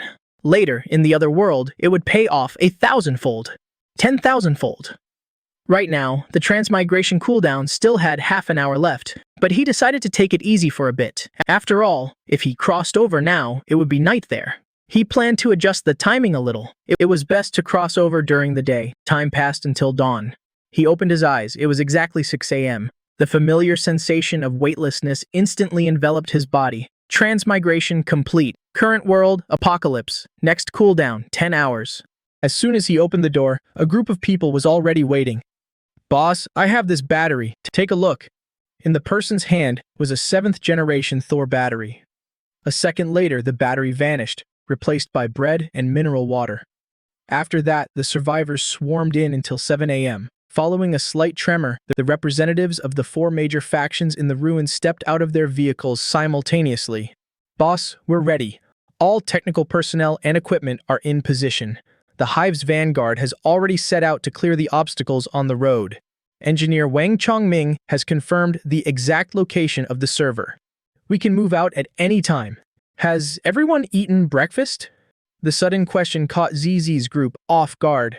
Before they could answer, he waved his hand. A massive amount of instant noodles, self-heating rice, and canned food piled up into a mountain of supplies. The 4 of them couldn't help but gulp. Even for them, getting a full meal wasn't easy. Let alone eating well, that was a distant dream. "What are you standing around for? The boss is treating us." Dig in. This shout seemed to ignite a fire. The next second, everyone lined up in an orderly fashion to receive their food. The soldiers, eyes red with emotion, scarfed down huge bites. If just the pre-mission breakfast was this lavish, if they actually completed the mission, what would they get? Would they get to eat meat every meal? Just as everyone was enjoying this incredibly luxurious, apocalyptic meal, he made another move. A few more large boxes hit the ground. This time, it wasn't food, but cigarettes. Cigarettes in the apocalypse were precious commodities, second only to crystal cores. Hand them out. Regular soldiers get 2 packs each. Awakened ones get a carton each. These weren't ordinary supplies. This was a spiritual luxury. His actions were more effective than any pre-battle pep talk. It not only filled their stomachs, but also soothed their tense minds. Just when everyone thought that was it, he raised his hand once more. This time, it was several black cases printed with intricate logos. Professor G rushed over and opened one of the cases. Inside were reconnaissance drones. The other cases held accompanying anti-interference walkie-talkies, with ultra-long battery life. Fantastic. With these, we can avoid 90% of the danger. ZZ, Bai Lu, and Huangfeng gathered around. Their breathing grew heavy. Before, they could only rely on their senses, risking their lives to scout the way, communicating mostly by shouting. This was a strike from a completely different dimension. Fully fed and hydrated, the mental state of all combat personnel could be said to have reached its peak. Move out. The roar of engines merged into a torrent of steel, so deafening that even the ground trembled. The 4 major factions advanced toward the Tianqiang Tech Park. Aegis's heavy trucks led the way, using their battering rams to easily plow through the scrapped cars blocking the road. ARC's convoy stayed in the middle for support. Bai Lu sat in her vehicle, using a drone to monitor the surroundings, calmly coordinating the movement routes of the units. The Hive's motorcycle squad, led by Huang Feng, flanked both sides. Lighthouse's transport vehicles steadily brought up the rear, protecting Professor G, the technical team, and Chu Yuan. At that moment, the Hive's voice came through the walkie-talkie. Small zombie horde spotted 500 meters ahead. Numbers around 30, no special variants. Hearing this, Bai Lu immediately ordered ARC's team to go clear them out. As soon as she spoke, a few off-road vehicles broke away from the main formation. The roof-mounted machine guns began to sweep the area. A dense hail of bullets instantly tore the zombie horde to shreds. The entire process was seamless, without the slightest delay. Meanwhile, back in the grocery store, he was leaning back on a folding bed, looking at the monitor in front of him. The screen clearly displayed the live feed from the drone. At this moment, the steel convoy stopped 1 kilometer outside the Tianqiang Tech Park. The Tianqiang Tech Park was like a small city, A 5-meter-tall alloy perimeter wall stretched endlessly around it, and every 100 meters, a watchtower flashed with a red light. The combat troops quickly dispersed to set up local defenses, while Zia, Bai Lu, Huang Feng, and Professor Ji gathered together. They stared at the screen with grave expressions. Bai Lu zoomed in on the main gate's structure and said, "The main gate system is completely locked down. We'll need high explosives to blow it open." Hearing this, Zizi's eyes turned cold. "Might as well lure all the monsters in the industrial park out here and wipe them out. Saves us the trouble of hunting them down inside one by one." Everyone unanimously agreed. Bai Lu immediately began planning, using the main gate as the center. "We'll set up a fan-shaped defensive perimeter. We'll hold the choke point and annihilate the entire zombie horde as they pour out. Lighthouse is in charge of the demolition. Hive is on perimeter watch and cleanup. Aegis's men will hold the front line. Move out as soon as the order was given." The 4 major factions sprang into action simultaneously. The entire Allied army operated like a precise war machine. At the Aegis stronghold, the warriors built the first line of defense in front of the main gate, aiming heavy machine guns right at it. ARC's personnel quickly planted directional mines. Outside, an Earth-type awakened placed his hands on the ground. Instantly, a deep rumbling echoed out. Then the ground began to roll like waves. Trenches appeared one after another, forming a complex terrain. Before long, a crude but sturdy defensive fortification took shape. The demolition expert slapped high explosives onto the alloy gate, then quickly retreated. A moment later, an earth-shattering explosion rang out. In the blink of an eye, a massive hole was blown into the alloy gate. At this moment, the entire battlefield fell into a silence that lasted for a few seconds. Suddenly, countless roars erupted from the breach. The dense horde of zombies stepped out, charging toward the defensive line all at once. Open fire following Bai Lu's command. The heavy machine guns instantly spat out blazing streams of bullets. The shooters in the back also began to focus their fire. The dense barrage of bullets tore the zombie horde to shreds. However, there were simply too many of them. Countless zombies fell, but even more continued to surge forward. In the blink of an eye, they reached the trenches right in front of the defensive line. In just a dozen short seconds, the trenches were completely filled with corpses. More zombies trampled over the bodies of their kind, lunging forward. Right at that moment, the directional mines were triggered. With a massive explosion, a huge area was instantly cleared out, but it was immediately filled again by a new black wave of the undead. Chizzy roared, "Hold the line!" Then, he personally grabbed a light machine gun, firing wildly into the zombie horde. The Banshee warriors behind him also defended the line to the death. On the screen, blood and flesh splattered everywhere. Everything was under control. He watched all of this with an expressionless face. Operating the drone, he got a bird's-eye view of the entire tech park. The zombie horde inside was visibly thinning out. Just then, Ye Ying's figure appeared at the corner of the street. Behind her was a group of awakened. Everyone stared at the fully stocked shelves in the store, their eyes revealing greed and longing. Ye Ying, however, appeared incredibly calm. She looked straight at him and got right to the point. "I heard you're taking over the Tiankong Tech Park. My group and I can lend a hand." His gaze swept over the group. Then, the corners of his mouth curled into a perfect smirk. "Lend a hand? Bai Lu and Xiezi are more than enough." Hearing this, Ye Ying's expression shifted slightly. She took a deep breath. "Whatever they can do, we can do too. Maybe even better." His interest was immediately piqued. Pointing at the monitor in front of him, he spoke up. "See that breach? The zombies pouring out of there will be your down payment. Each of you can go to Bai Lu and collect a can of beef first. Then, show me if you have what it takes to sit at the negotiating table."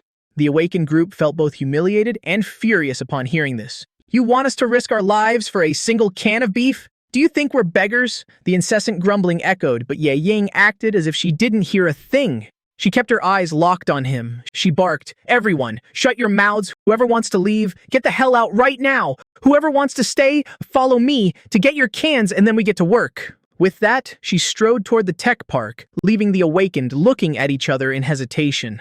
A moment later, the bald guy, with a scarred face, gritted his teeth and followed.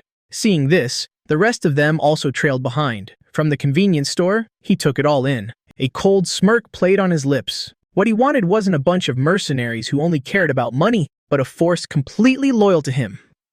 Not long after, Ye Ying appeared with over a dozen awakened. Seeing them, Bai Lu raised an eyebrow. Ye Ying didn't mince words. "Boss Su's orders. From now on, that breach belongs to us." Hearing this, Bai Lu didn't ask any further questions. She simply handed each of them a can of beef. Ye Ying's group took them expressionlessly, then marched toward the zombie horde without a second thought. Bai Lu watched the scene with a complex look in her eyes. She couldn't understand why he would send this ragtag group onto the battlefield. Nevertheless, she suppressed her doubts and issued an order. Everyone, conserve your ammo, spread the firepower to the flanks. Instantly, the gunfire lessened. A fatal gap appeared outside the defensive line. Countless zombies frantically rushed toward it. Suddenly, the scarred man let out a beastly roar. He transformed into a giant, over 2 meters tall, and charged into the horde, instantly sending over a dozen zombies flying. Seeing this, the others also launched their attacks. In a flash, all kinds of awakened abilities bloomed across the battlefield.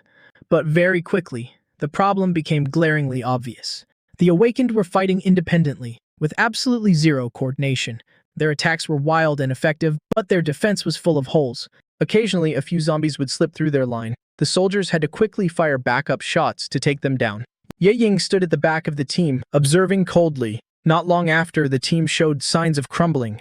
Only then did she make her move. She slowly raised her right hand. A golden lotus swayed in the palm of her hand, radiating a terrifying aura of destruction. Fall back. Hearing this, the awakened frantically retreated. The next second, Ye Ying stepped forward, gently pushing the fiery lotus forward. The fire lotus left her hand, landing softly in the center of the zombie horde. The moment it touched the ground, it erupted into a firestorm, completely engulfing a 10-meter radius. Hundreds of zombies were reduced to ash in the extreme heat. A moment later, the flames dissipated.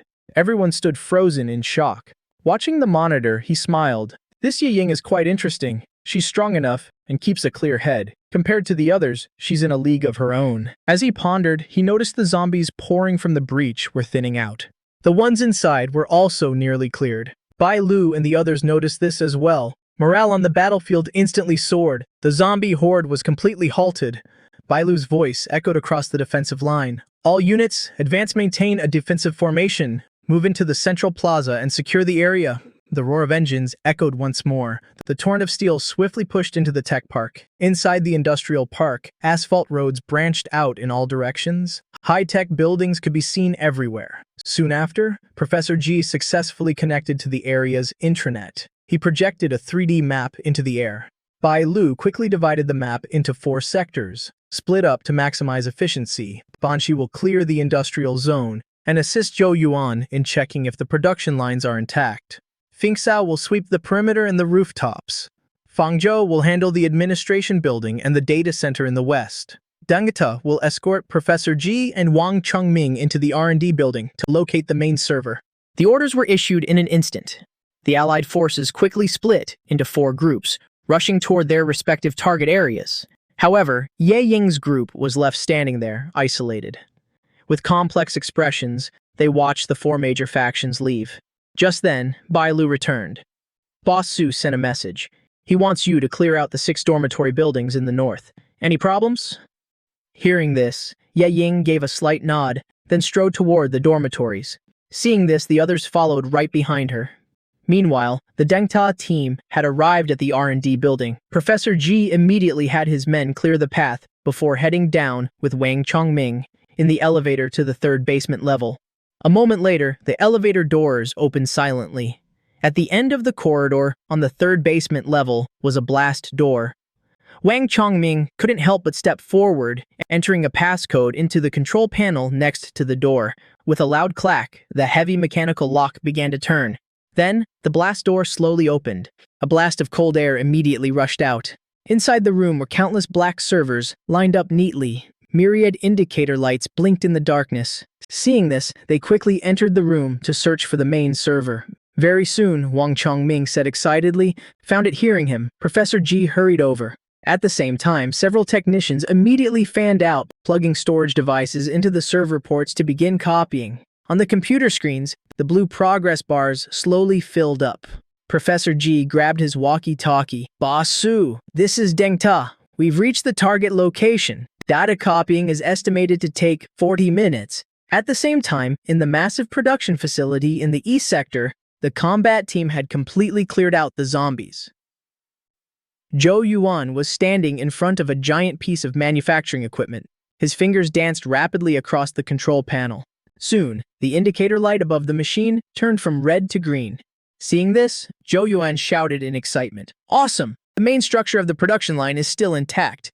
We just need to replace a few fragile components, then hook it up to a power source and we can restart it. Hearing this, Xiezi asked doubtfully, where are the batteries Boss Su wants? Zhou Yuan pointed toward a closed warehouse door deep inside the factory. A Banshee warrior stepped forward and pried the door open with a crowbar. Inside the warehouse were endless rows of shelves stretching into the darkness. Everyone stood there, dumbfounded.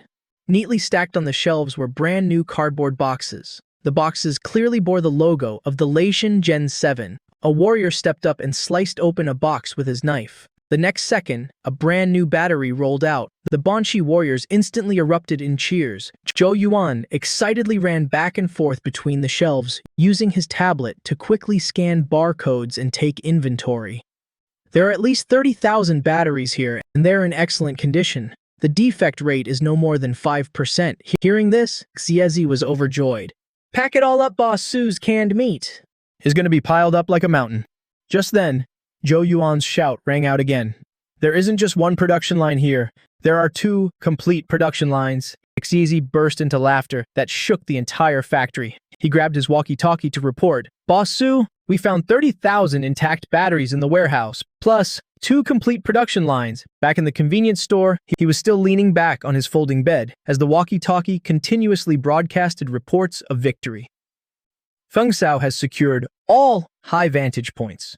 No large-scale enemy presence detected. The north dormitories have been cleared.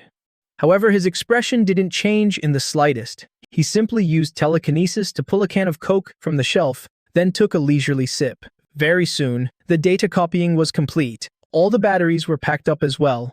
Then, the 4 teams regrouped at the main gate. At this point, Xiezi started feeling anxious and restless. He didn't know if Su Chen would agree to throw a victory banquet, or if he'd get angry over the suggestion. The thought sent a chill down Xiezi's spine. Not long after, the army returned to the front of the convenience store. A strange silence fell over the area. All eyes were fixed on the closed rolling door. A moment later, it slowly rolled up. He stepped out with a calm expression and looked toward Xiezi.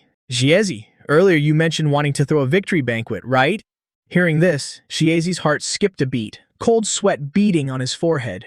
I overstepped. Please don't be angry, Boss Su. However, he suddenly cut him off. It's not a bad idea.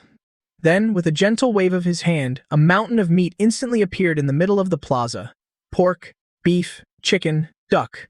Nothing was missing. Next, countless fresh vegetables materialized out of thin air. There were even hundreds of cases of ice-cold beer. In an instant, the sound of people gulping filled the plaza. His voice rang out once more. What are you all standing around for? Today, it's all you can eat meat. As he finished, a brief silence fell over the crowd. Then, earth-shattering cheers erupted. Unable to hold back any longer, the soldiers charged toward the mountain of meat. A moment later, the Banshee warriors set up grills and lit the charcoal. Feng Zhou's people started washing the vegetables. Feng Sao's soldiers stood guard around the perimeter for the feast. 10 minutes later, the mouth-watering aroma of grilled meat wafted across the plaza. Everyone was eating barbecue and drinking beer. It felt as if everything had returned to the days before the apocalypse. Meanwhile, Ye Ying stood outside the crowd, looking at him as he calmly observed it all. At that moment, she suddenly understood. What he offered wasn't humiliation or charity. It was a choice. Continue being a lone wolf fighting for scraps, or submit to the Lion King and enjoy the life he provides. He leaned against the doorframe, sipping his Coke. Suddenly, a red-faced Xiezi ran over, bowing respectfully. Boss Su, from now on, Banshee will be your most loyal friend. My life belongs to you. He didn't say a word, simply crushing the empty Coke can and tossing it into a trash can 10 meters away. Then, he said casually, be obedient from now on, and there will be meat for every meal. Those words were like a shot of adrenaline injected into everyone present. His presence dominated the entire plaza. The feast continued. Bai Lu, Huang Feng, and Professor Ji sat around a simple table.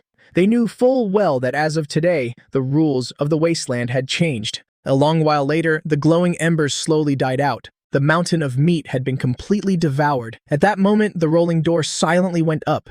He stepped out again, and everyone's eyes instantly locked onto him. With just a wave of his hand, a mountain of supplies instantly appeared in the plaza. Not only were there compressed biscuits and boxed rice, but also countless cans of beef and neatly stacked cartons of cigarettes. There are two portions of supplies here. One is the agreed-upon payment for the 4 major factions. The rest will be distributed to everyone who fought.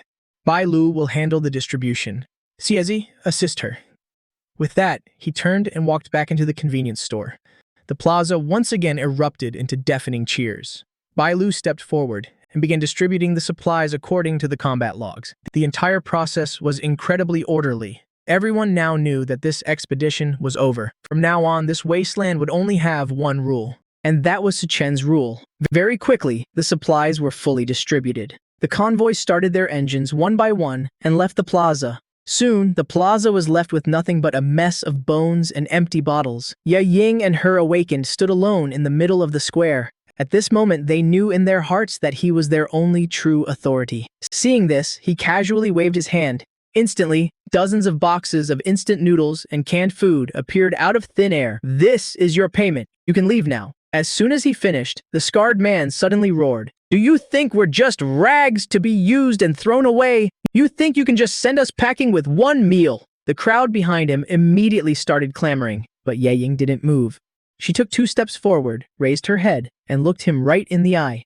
We want to stay and work for you. The tech park is completely empty right now. It won't be long before scavengers set their sights on it. Without guards, all that equipment and supplies will be stripped clean in a day. The 4 major factions have gone back to rest. They won't be able to return anytime soon. We are the only ones who can head to the industrial park right this second. Hearing this, the awakened behind Ye Ying fell silent, while the corners of his mouth curled up into a smirk. He said calmly, Since that's the case, you're no longer freelance awakened. You will become my first direct action squad. Your name is the Blades. Ye Ying will be the captain. His voice carried an absolute authority that left no room for argument. Ye Ying nodded slightly. Seeing this, he raised his hand again. The next second, a brand new diesel generator crashed onto the ground. Beside it sat several barrels of diesel fuel, followed by a small reconnaissance drone and its control panel, and finally, over a dozen brand new military-grade walkie-talkies. This is your gear. Now take your payment and your equipment. Head to the tech district immediately to turn the dormitories into a temporary base. Even if a rat sneaks in, I want it reported to me.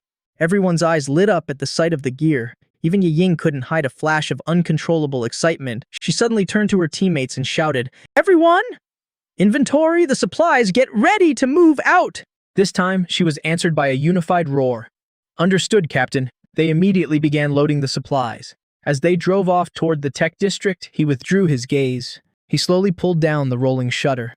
The inside of the grocery store returned to silence. He stared at the complex, fully complete industrial blueprints on the computer screen. The production line for the Thor Gen 7 battery and its foundational industrial documents.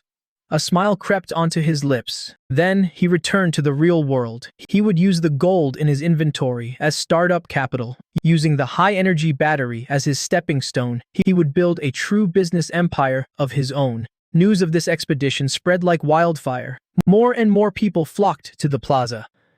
Before long, a massive, dense crowd had gathered. At that moment, his figure appeared at the door, but he didn't bring out any food. He just spoke coldly. I'll repeat my rules one more time. Use the valuables you've scavenged to trade for the right to receive goods. With that, he appointed a man as the temporary manager. From then on, an efficient trading market was set in motion. The survivors lined up one by one to exchange their supplies. He sat in the grocery store, collecting the trash of the old world into his spatial inventory. Time ticked by, minute by minute. His dimensional travel ability had finished its cooldown. He looked up at the plaza, seeing the line growing longer and longer. It already stretched for hundreds of meters. Seeing this, he told the temporary manager, Trading ends at 5 p.m. sharp. No exceptions. Hearing this, the manager trembled. Then, using all his might, he roared at the crowd, The boss has spoken, trading ends exactly at 5 p.m. If you don't make the cut, come back early tomorrow. He nodded in satisfaction. This temporary manager might have 0 abilities, but he was a real talent. He then grabbed the walkie-talkie and called Ye Ying to send 2 people over. After the trading is done, escort the manager to the tech district and set up a place for him to stay. Hearing this, the manager trembled with overwhelming emotion. He immediately turned and kowtowed 3 times toward the grocery store. He turned his focus back to the computer, securely backing up the documents. The trading session ended. The 2 members Yi Ying sent had also arrived. The survivors left one after another. No one dared to cause trouble. Soon, the plaza returned to dead silence. With a mere thought, the air around him began to twist and distort. A blurry vortex materialized before his eyes. In the blink of an eye, he was back in the real world. He now had 2 hours before his meeting with the boss behind Su Wan. He immediately headed to the most high-end shopping mall, walking straight into a top-tier men's boutique. Half an hour later, he walked out in a custom-tailored, dark gray suit. He was no longer a grocery store owner. He looked like a true corporate boss. 7 o'clock p.m. A white box truck pulled up to the entrance of the clubhouse. He stepped out of the driver's seat. Su Wan was personally waiting at the main gate to welcome him. However, he ignored the pleasantries and walked to the back of the truck, pulling out 2 metal crates from the cargo hold. The corners of the metal crates were slightly deformed, unable to bear the immense weight. Seeing this, Su Wan's pupils shrank. 300 kilograms of gold split into 2 crates. That meant each crate weighed 150 kilos. Yet he was carrying one in each hand, walking as if they weighed nothing. She took a deep breath, trying to suppress the shock in her heart. Then she stepped aside and made an inviting gesture. "The boss is waiting for you." She then led him through the doors. He could sense several cold auras lurking in the shadows, like a nest of venomous snakes lying in wait. Soon, Su Wan brought him to a study deep within the main building. Inside the study was a mahogany desk and shelves packed with books. An old man sat behind the desk, holding a thread-bound, ancient book, completely absorbed in his reading. Seeing him, Su Wan bowed deeply. "Elder Tang, Mr. Guo has arrived." Hearing this, Elder Tang closed his book and shifted his gaze to him. He calmly met the old man's eyes. Then, he slammed the 2 crates onto the mahogany desk, letting out a massive thud that shook the table. 300 kilos of gold. Count it. Elder Tang raised an eyebrow. He didn't touch the crates. Instead, he slowly picked up the phone on his desk. Soon, there was a knock on the door. A middle-aged man wearing gold-rimmed glasses entered the study, holding sophisticated testing equipment. He opened the crates, revealing neatly stacked gold bars inside. The man began taking out the bars one by one to weigh and test them. The inspection was quickly completed. The middle-aged man spoke up. "Elder Tang, 600 gold bars, a total of 300 kilograms. The purity meets all standards." Elder Tang waved his hand dismissively. Seeing the gesture, both the middle-aged man and Su Wan quietly left the room. Elder Tang interlaced his fingers, looked at him and said, "I can offer 246 million rampa for this batch of gold." Su Wan mentioned, "You're looking for a battery company." With that, Elder Tang pushed a tablet across the desk toward him. On the screen was information on several companies. He didn't even glance at it and said bluntly, "I want Yuan Xing." The next second, Elder Tang's pupils shrank. Yuan Xing Technology, aside from its factory and production lines, it was completely run down and held 0 value. Its location was even out in the suburbs. It was obvious that all he wanted was a legal corporate shell. Elder Tang didn't say another word. He immediately called the legal department to prepare the full equity transfer agreement for Yuan Xing Technology. The finance department instantly formed a project team to handle it. "Launder this gold through our cleanest channels." The call ended, and several departments kicked into high gear. In less than an hour, the contract documents were delivered. He picked up a pen and signed his name. Elder Tang was stunned. He hadn't expected him to sign the contract without even reading the terms. However, he looked at Elder Tang with calm eyes. "I am now the boss of this company. I want a complete roster of all Yuanxing Technology employees, including their positions, salaries, and all disciplinary and reward records. Also, freeze all company accounts immediately. Seal all physical assets. Without my orders, absolutely nothing leaves the company. Finally, notify everyone. Tomorrow at 9 a.m. there will be an all-hands meeting at the suburban factory. Anyone late or absent will be considered to have voluntarily resigned.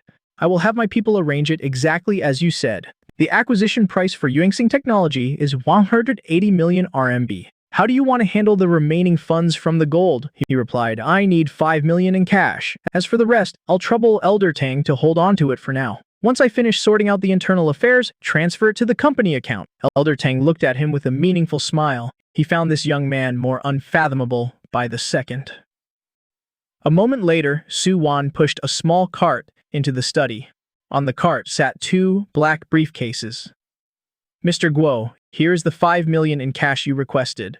He nodded, stood up, gave Elder Tang a brief nod of acknowledgement, grabbed the briefcases, and walked out of the study. A short while later, arriving at the gate, he tossed the two briefcases into the passenger seat. Then, he started the truck and drove off into the distance. Back in the study, Su Wan spoke to Elder Tang. "Do we really want to cooperate so deeply with Mr. Guo? His background is far too mysterious, and his way of doing things is ruthless and unforgiving. The files show his history is completely ordinary. Nothing stands out at all. Yet over the past few days, he suddenly possesses unimaginable power." Hearing this, Elder Tang slowly turned around. He said calmly, "Destroy all the files we've gathered on him. Leave no trace. Furthermore, from now on, our people are strictly forbidden from investigating Mr. Guo in any way. Anyone who violates this will be dealt with by family law. Also, whatever Mr. Guo needs, we must provide it at any cost." Su Wan's eyes turned serious. "Understood." The next morning, at 8:45 a.m., hundreds of employees were gathered at the Yuanqing Technology Production Factory. The crowd was buzzing with nonstop chatter. Anxiety and speculation were written all over their faces. Right then, the roar of an engine approached from a distance. Instantly, all eyes locked onto the factory entrance. He walked straight into the middle of the crowd, holding a folder. Under his sweeping gaze, the chatter died down completely. He then opened the folder in his hands. He called out the name of Yuanxing Technology's general manager. "You have 10 minutes to pack your personal belongings. Get out." The moment the words left his mouth, the entire factory froze.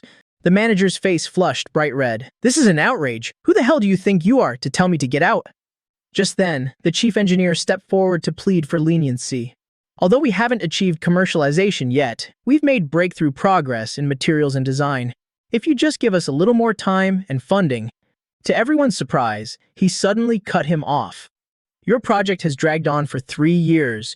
You've burned through the company's entire R&D budget and government subsidies, totaling 78 million RMB. And the prototype battery you produced doesn't even meet half the market standard. Its safety rating is abysmal, with a severe risk of explosion.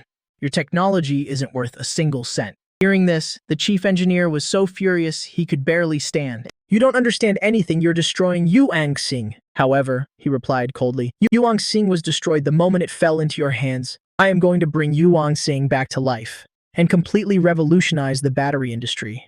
As soon as those words were spoken, everyone exchanged glances. Doubt and unease began to spread. Seeing this, he continued to call out the names of several senior executives, listing the evidence one by one. Evidence of their embezzlement. Only then did everyone realize he wasn't here to negotiate. He was here for a purge. After he read out the final name, the 5 senior executives lost all their arrogance. The threat of prison hung heavily over their heads, until even the general manager's face was completely drained of color. However, it wasn't over yet. I continued to call out names. My voice was like the cold scythe of the Grim Reaper swinging down, from the production line to the warehouse and even the logistics department.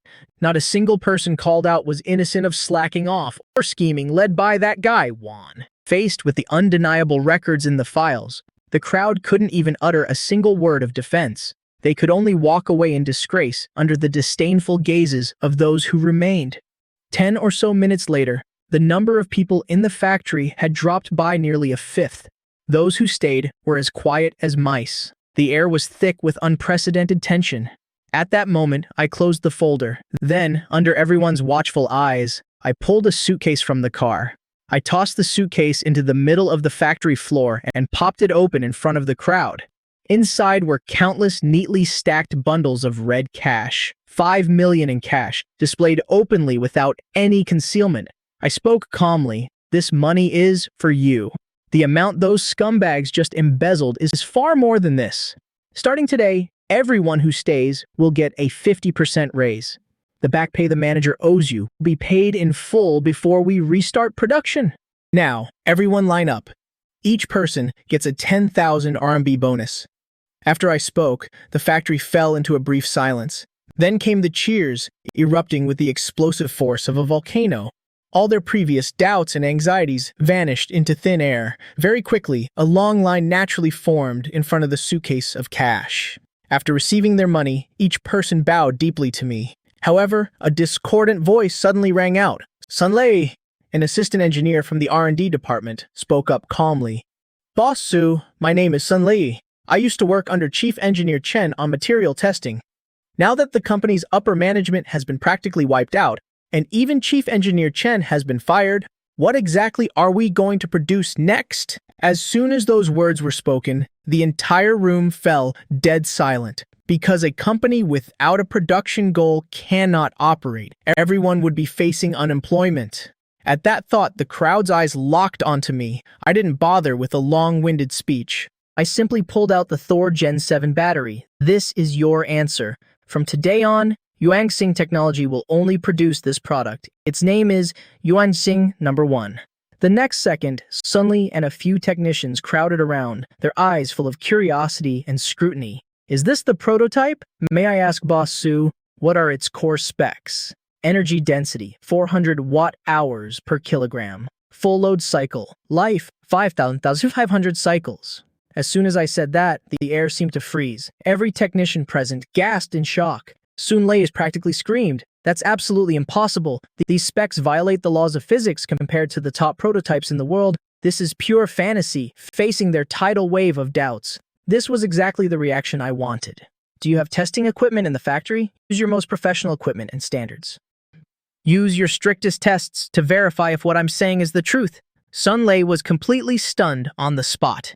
He didn't expect me to be so confident. Immediately, Sun Li shouted, "All technical staff, gather up and follow me." Then he strode forward, carefully lifting the battery from my hand as if holding a fragile egg.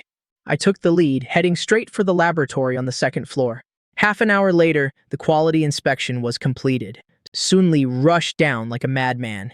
He was trembling, holding the test report in his hands. The test results are out. Energy density is 401.7 watts per kilogram. Under high-intensity charge and discharge tests, the capacity only degraded by 0.3%, and all safety tests passed with flying colors. The crowd stood frozen in place. At this moment, the metal block in front of them seemed to have turned into a mountain of gold. After Sun Lei finished his announcement, unable to suppress his inner shock any longer, he walked up to me and bowed deeply. "From today on, if you tell us to go east, we absolutely won't dare go west." I then instructed the staff standing next to the briefcase of cash. "Once the money is distributed, make sure to register everything clearly. Tomorrow at 9 a.m. sharp, all employees must be present." With that, I turned and left. Under the intense gaze of hundreds of eyes, I drove the truck away. In the car, I picked up my phone and called Su Yuan. "I need to discuss a few things with you. The technical documents I sent you used the fastest speed possible to register them for patent protection under the name of Yuanxing Technology. All technical details are to be classified as top secret. Also, hire a top-tier professional manager to run the company. Then, poach a group of top domestic battery experts. Finally, help me organize a press conference. Set the date for 3 days from now." On the other end of the line, Su Wan's eyes turned serious. She was shocked by my swift and decisive working style. "Understood. I'll get on it right away." After speaking, I hung up. In the study, Su Yuan relayed my requests word for word to Elder Tang. Upon hearing this, Elder Tang's face showed obvious astonishment. "Just do as he says. Mobilize all connections and resources. Cooperate with him at all costs. Let's see what kind of surprise he'll bring in 3 days." Very quickly, the forces under Elder Tang began to move vigorously. Within half an hour, top patent law firms received the technical documents. 3 top headhunting companies received the same encrypted commission. At the same time, articles dominated the headlines of tech news sites, pushing Yuanxing Technology to the forefront. On the other hand, I routinely finished restocking supplies and set off for the apocalyptic world. There, I contacted factions like Banshi and Fangzhou, telling them to bring crystal cores and gold for trading. At the same time, I sent people to the Tianqiong Tech Zone to transport batteries and dismantle the entire production line. Then, I called Yi Ying over. First, I distributed some new supplies to her, then told her to meet with the people from the 4 major factions. I knew very well that relying solely on Ye Ying's people wouldn't be enough to hold the entire Tianqiong Tech Zone. So, I instructed Ye Ying to start recruiting awakened ones. The plan was to increase the number of awakened to 100. The cooldown for this time travel was exactly as I expected, becoming 9 hours, constantly approaching limitless time travel. and I stayed there for over 10 solid hours because the survivors in the ruins brought a lot of items. The transaction was completed. I received a total of over 200 kilograms of gold and 30 crystal cores. I stored the gold in my spatial inventory and directly absorbed the crystal cores. A moment later, my ability was enhanced once again. The capacity of my spatial inventory increased to 4,000 cubic meters. My telekinesis was strengthened, allowing me to control objects weighing up to 300 kilograms. At the same time, I could compress and accelerate metal even further. Having done all this, I returned to the real world. I had a really good sleep. It wasn't until the second day that I went to Yuanjing Technology. At this moment, the factory area was unprecedentedly bustling. The employees all wore irrepressible smiles. Every so often, gasps of amazement would echo from the laboratory. They were all praises for the battery's performance. As for me, I sat in the office, having just hung up the phone with Su Yuan. She was bringing the talent I needed over here. An hour later, there was a knock on the office door. Then, a short-haired woman walked in. It was Zhang Yi. Su Yuan followed closely behind her. Before I could even speak, she asked, "Time is precious. Let's not beat around the bush. The headhunting company said you're preparing to release an era-defining product. Just relying on this company that's on the verge of bankruptcy? Relying on the fact that I can bring out things others can't? A prototype product enough to make all battery manufacturing plants around the world shut down." Hearing this, Jiang Yi sneered. "I've been in this industry for 15 years. I've seen too many young people with dreams of turning the world upside down like you." Without exception, they all became the laughingstock of the industry. I came here just to confirm one thing. What makes you any different from them? As soon as she said that, I suddenly laughed. Then I stood up and walked to the door. "Follow me." Zhang Yi was taken aback for a moment, then quickly followed. Su Yuan also hurriedly trotted behind. Soon, they arrived at the testing lab on the second floor. I told Sun Lei to bring out the test report. Zhang Yi took the report and skimmed through it, her eyes full of disdain. "Listen, fabricating data is also a technical job. The data in this report is full of loopholes." Hearing this, Sun Lei's face turned red as he hastily defended himself. "Every single piece of data was personally measured by us." Unexpectedly, Zhang Yi glanced around the equipment in the lab. Then the corner of her mouth curled up in a smirk of contempt. "Using these 20-year-old antiques?" At this moment, my expression remained completely unfazed. "How do you want to test it?" "Very simple," Zhang Yi said, pulling a USB drive from her pocket. "This is a set of battery testing protocols, the highest standard I established previously. It's more than 5 times stricter than the national standard. Your battery needs to run through it once. All tests throughout the process will be operated by my people, and it must be tested at an internationally recognized third-party testing agency. Su Yuan, do me a favor and contact them." "Okay, I want to borrow the lab at the Zhongke Testing Center. Right now." As soon as these words came out, Jing He was stunned on the spot. She didn't expect me to agree so decisively and even want to use a top-tier lab immediately. Su Yuan quickly took out her phone to make a call. In less than 10 minutes, Su Yuan walked briskly to my side. "Boss Su, it's all arranged. The lab will be open to us for the next 24 hours. Hearing this, I picked up the Yuanxing Nomad 1 battery from the table, then led the group away. Not long after, they arrived at the Zhongke Testing Center. Zhang Yi led her team straight into the core laboratory. She plugged the USB drive into the computer, then placed the Yuanxing number 1 battery into the testing equipment. A moment later, following Zhang Yi's command, the test officially began. One testing item after another, what could be called insane tests, were carried out consecutively. In an instant, the lab was filled only with the sound of machinery. There was no other sound. Everyone held their breath, waiting for the test to finish. Time ticked by minute, second by second. Zhang Yi and her team grew increasingly horrified. Yuanxing number 1 performed exceptionally well under every testing item. The final testing item was completed. A steel nail pierced through the battery, yet the data on the screen remained as stable as before. The entire lab fell into a dead silence. Zhang Yi looked at the test report. It could be said to be flawless. After a long while, she finally uttered 2 words, "New era." Zhang Yi slowly turned around and looked at me. "I'm in, but I still have one question. Can a product like this really be mass-produced? What about the cost?" This was her final shred of rationality as a professional manager. I didn't answer. I just took another USB drive from my pocket and handed it to her. "This is the entire manufacturing process for Yuanxing number 1, as well as the plan for retrofitting the production line. Your task is to retrofit the production line as fast as possible into a state capable of mass producing it. As for the production cost, it's only 10% higher than the current figures. As soon as these words were spoken, Jiang Yi's mind went blank. She tremblingly took the USB drive. She knew that what was inside wasn't just electronic data, but a secret enough to overturn the industrial landscape of the entire world. At this moment, Jiang Yi's eyes instantly lit up with fervor. I understand. From now on, son, Lei will take on the role of technical director. Everyone, follow me back to the company immediately. Within 2 days, I want you all to engrave these blueprints into your heads. However, at this moment, Jiang Yi seemed to think of something. She looked at me, her eyebrows slightly raised.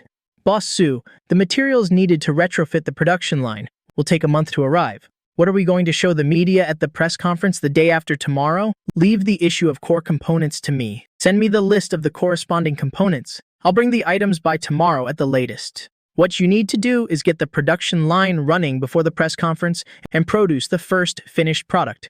With that, I walked straight out of the lab.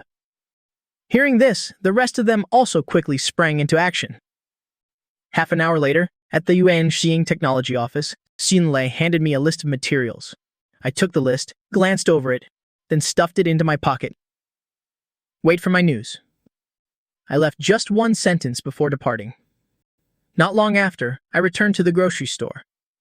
Immediately after, I initiated time travel back to the apocalyptic world. I took out the walkie-talkie and started calling people. In less than 20 minutes, 3 off-road vehicles stopped in front of the grocery store. Bai Lu led Zhou Yuan and Wang Chongming out of the car. Boss Su, I brought the people. I nodded at Bai Lu, then handed over the list. Go to the tech zone and bring these things back. Not a single item on this list can be missing, even if you have to dismantle the entire production line for me. Hearing this, Zhou Yuan and Wang Chongming's hearts skipped a beat, but the two didn't dare raise any objections, guaranteed to complete the mission. A moment later, the convoy set off, speeding toward the tech zone. I then grabbed the walkie-talkie and switched to the public channel. This is Su Chen. Trading time has arrived. Bring your gold and crystal cores to exchange for supplies. As soon as I finished speaking, responses from various factions rang out consecutively on the walkie-talkie. Banqi Stronghold, copy that. Fengcheo, copy that. Dengta, copy that. Fangzhou, copy that. This time I switched back to the encrypted channel. Yang, how's the rookie recruitment going? We've shortlisted 30 people. Following your instructions, we are conducting the second round of loyalty assessments. Very good. I don't feed useless trash or ungrateful backstabbers. As long as they're willing to work, there will be as many supplies as they want. Understood. Within 3 days, the complete roster of Blade will be delivered to your hands. Hearing this, I put down the walkie-talkie and started waiting. In less than an hour, the roar of engines echoed simultaneously from 4 directions of the ruins. The vehicles of the 4 major factions stopped in front of the grocery store. Zizi took the lead, setting down 2 heavy metal crates. Boss Su, this is all the inventory our Banqi has gathered recently. Following closely behind was Huang Feng, followed by the Fangzhou and Dengta factions. Very quickly, the crates were opened. The gold bars and crystal cores were clearly inventoried.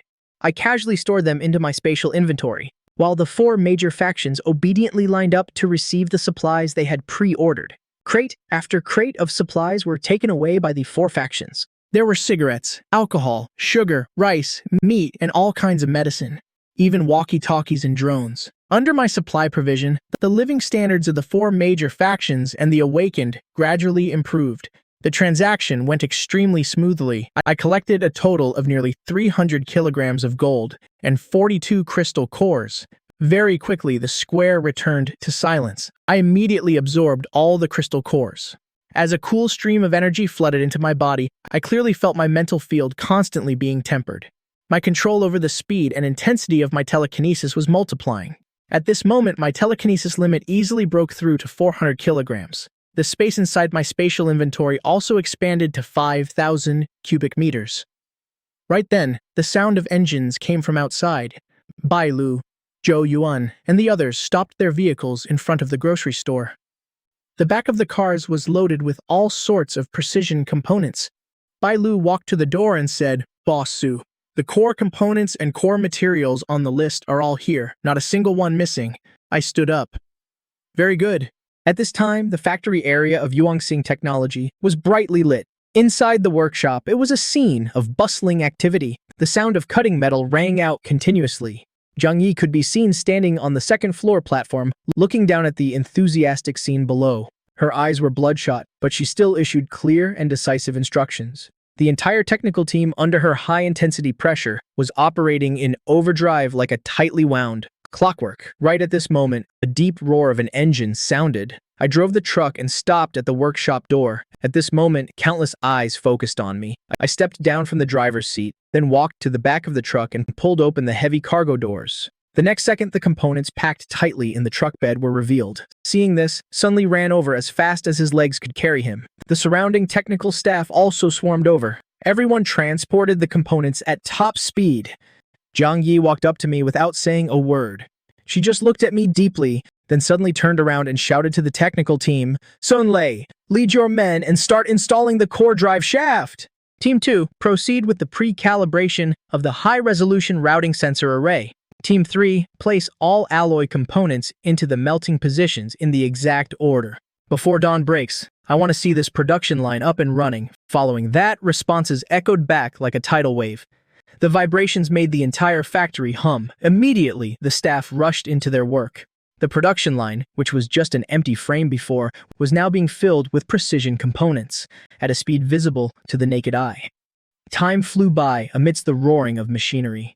As the first light of dawn broke in the eastern sky, Sun Li personally tightened the final high-strength screw. With this, the entire production line was complete.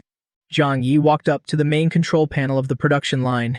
She pressed the start button. Instantly, a deep, low hum of electric current spread through the factory. The entire production line, like an awakened steel beast, saw hundreds of indicator lights light up one after another. Everyone's attention was completely captivated. Under the coordination of the new, highly efficient equipment, the entire process ran smoothly. Just as the final step was being executed, an ear-piercing alarm suddenly blared. Warning, abnormal internal pressure, safety threshold exceeded. Hearing this, Zhang Yi's face paled. She strode quickly toward the control panel. "What's going on?" Sun Li also stepped up, his hands working non-stop on the controls. He spoke with a trembling voice. "It's the instantaneous reaction peak when forming the passivation film. The materials for Yuanxing number 1 are too intense. The instantaneous energy release is way too high. It might be a failure." Hearing this, everyone's hearts sank to the bottom of the abyss. They all thought failure was inevitable.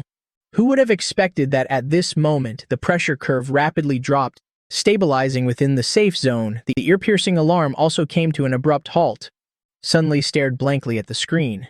Yuanxing number 1 is using its own structure to bear the energy pressure. The deformation rate of the core shell is 0. Immediately, he whipped his head around to look at the production line. "It's a success." As soon as the words fell, at the end of the production line, a Yuanxing number 1 battery slowly emerged. The next second, cheers erupted like a tidal wave. "We succeeded. We actually did it." A few veteran workers who had stayed up all night shouted in excitement. Even Zhang Yi couldn't stop herself from trembling. She walked over and lifted the battery in the palm of her hand, then raised it high for everyone to see. "We did it." As for me, leaning against the car door in the distance, a faint smile appeared on my face. A moment later, the commotion died down. Zhang Yi's gaze turned sharp again. "There are less than 27 hours until the press conference. I will draft a complete press conference schedule and speech. Everyone, dismiss immediately and get some rest." At 4 p.m., everyone gathers for the final pep rally before the press conference. After speaking, Zhang Yi handed the battery to me. I took the battery and handed it directly to Su Wan, instructing her, "Keep it safe." Very quickly, the entire factory returned to silence. Meanwhile, Zhang Yi began, explaining the layout for the press conference. "I suggest dividing the press conference into 3 parts. First, use the report from the Zhongke testing center to present the data. Second, use the product to conduct a live on-site test. Third, announce future production plans and preliminary cooperation intentions." Right at that moment, Su Wan's phone suddenly rang. She picked it up to look, and her face instantly filled with shock. "Director Zhang, Boss Su, you guys need to see this." Saying that, Su Wan handed the phone over. On the screen was a pushed financial news alert. The CEO of Tianxing Energy, Zhou Zhen, gave an interview, attacking Yuanxing Technology with the posture of an industry leader. He declared that Yuanxing Technology's production line was outdated and didn't even have the qualifications to produce the most basic batteries. He then called for a boycott against this market-disrupting behavior. At the end of the article, there was a photo of a dilapidated production line. Seeing this, the atmosphere in the factory instantly dropped to the freezing point. Jiang Yi suddenly laughed. She stood up and walked over to the production line. "Boss Su, I'd like to change the press conference plan. For tomorrow's press conference, we won't do any product introductions at all. We'll set up cameras all over this factory and live stream to the whole world the production of a brand new Yuanxing #1 battery. Then we'll immediately conduct an extreme stress test. Finally, right in front of everyone, we'll dismantle it.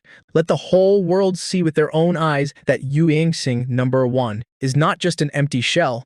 Can you handle the media and the live stream platforms?" "I can handle it." Jiang Yi's voice was incredibly firm. Hearing this, I nodded. Then, I took my phone out of my pocket and dialed a number. "Send an invitation to Tianxing Energy's headquarters. Tell them that the center seat in the front row of the press conference is reserved exclusively for him." Not long after, in the chairman's office of Tianxing Energy. At this moment, Zhou Zhen had just finished a meeting with investment institutions. He had turned Yuanxing technology into a synonym for a capitalist scam. That in-depth interview dominated the headlines of major financial media. As far as he was concerned, this war was already over. However, right at this moment, his chief assistant walked into the office. "Chairman Zhou, they've invited you to attend their product launch tomorrow."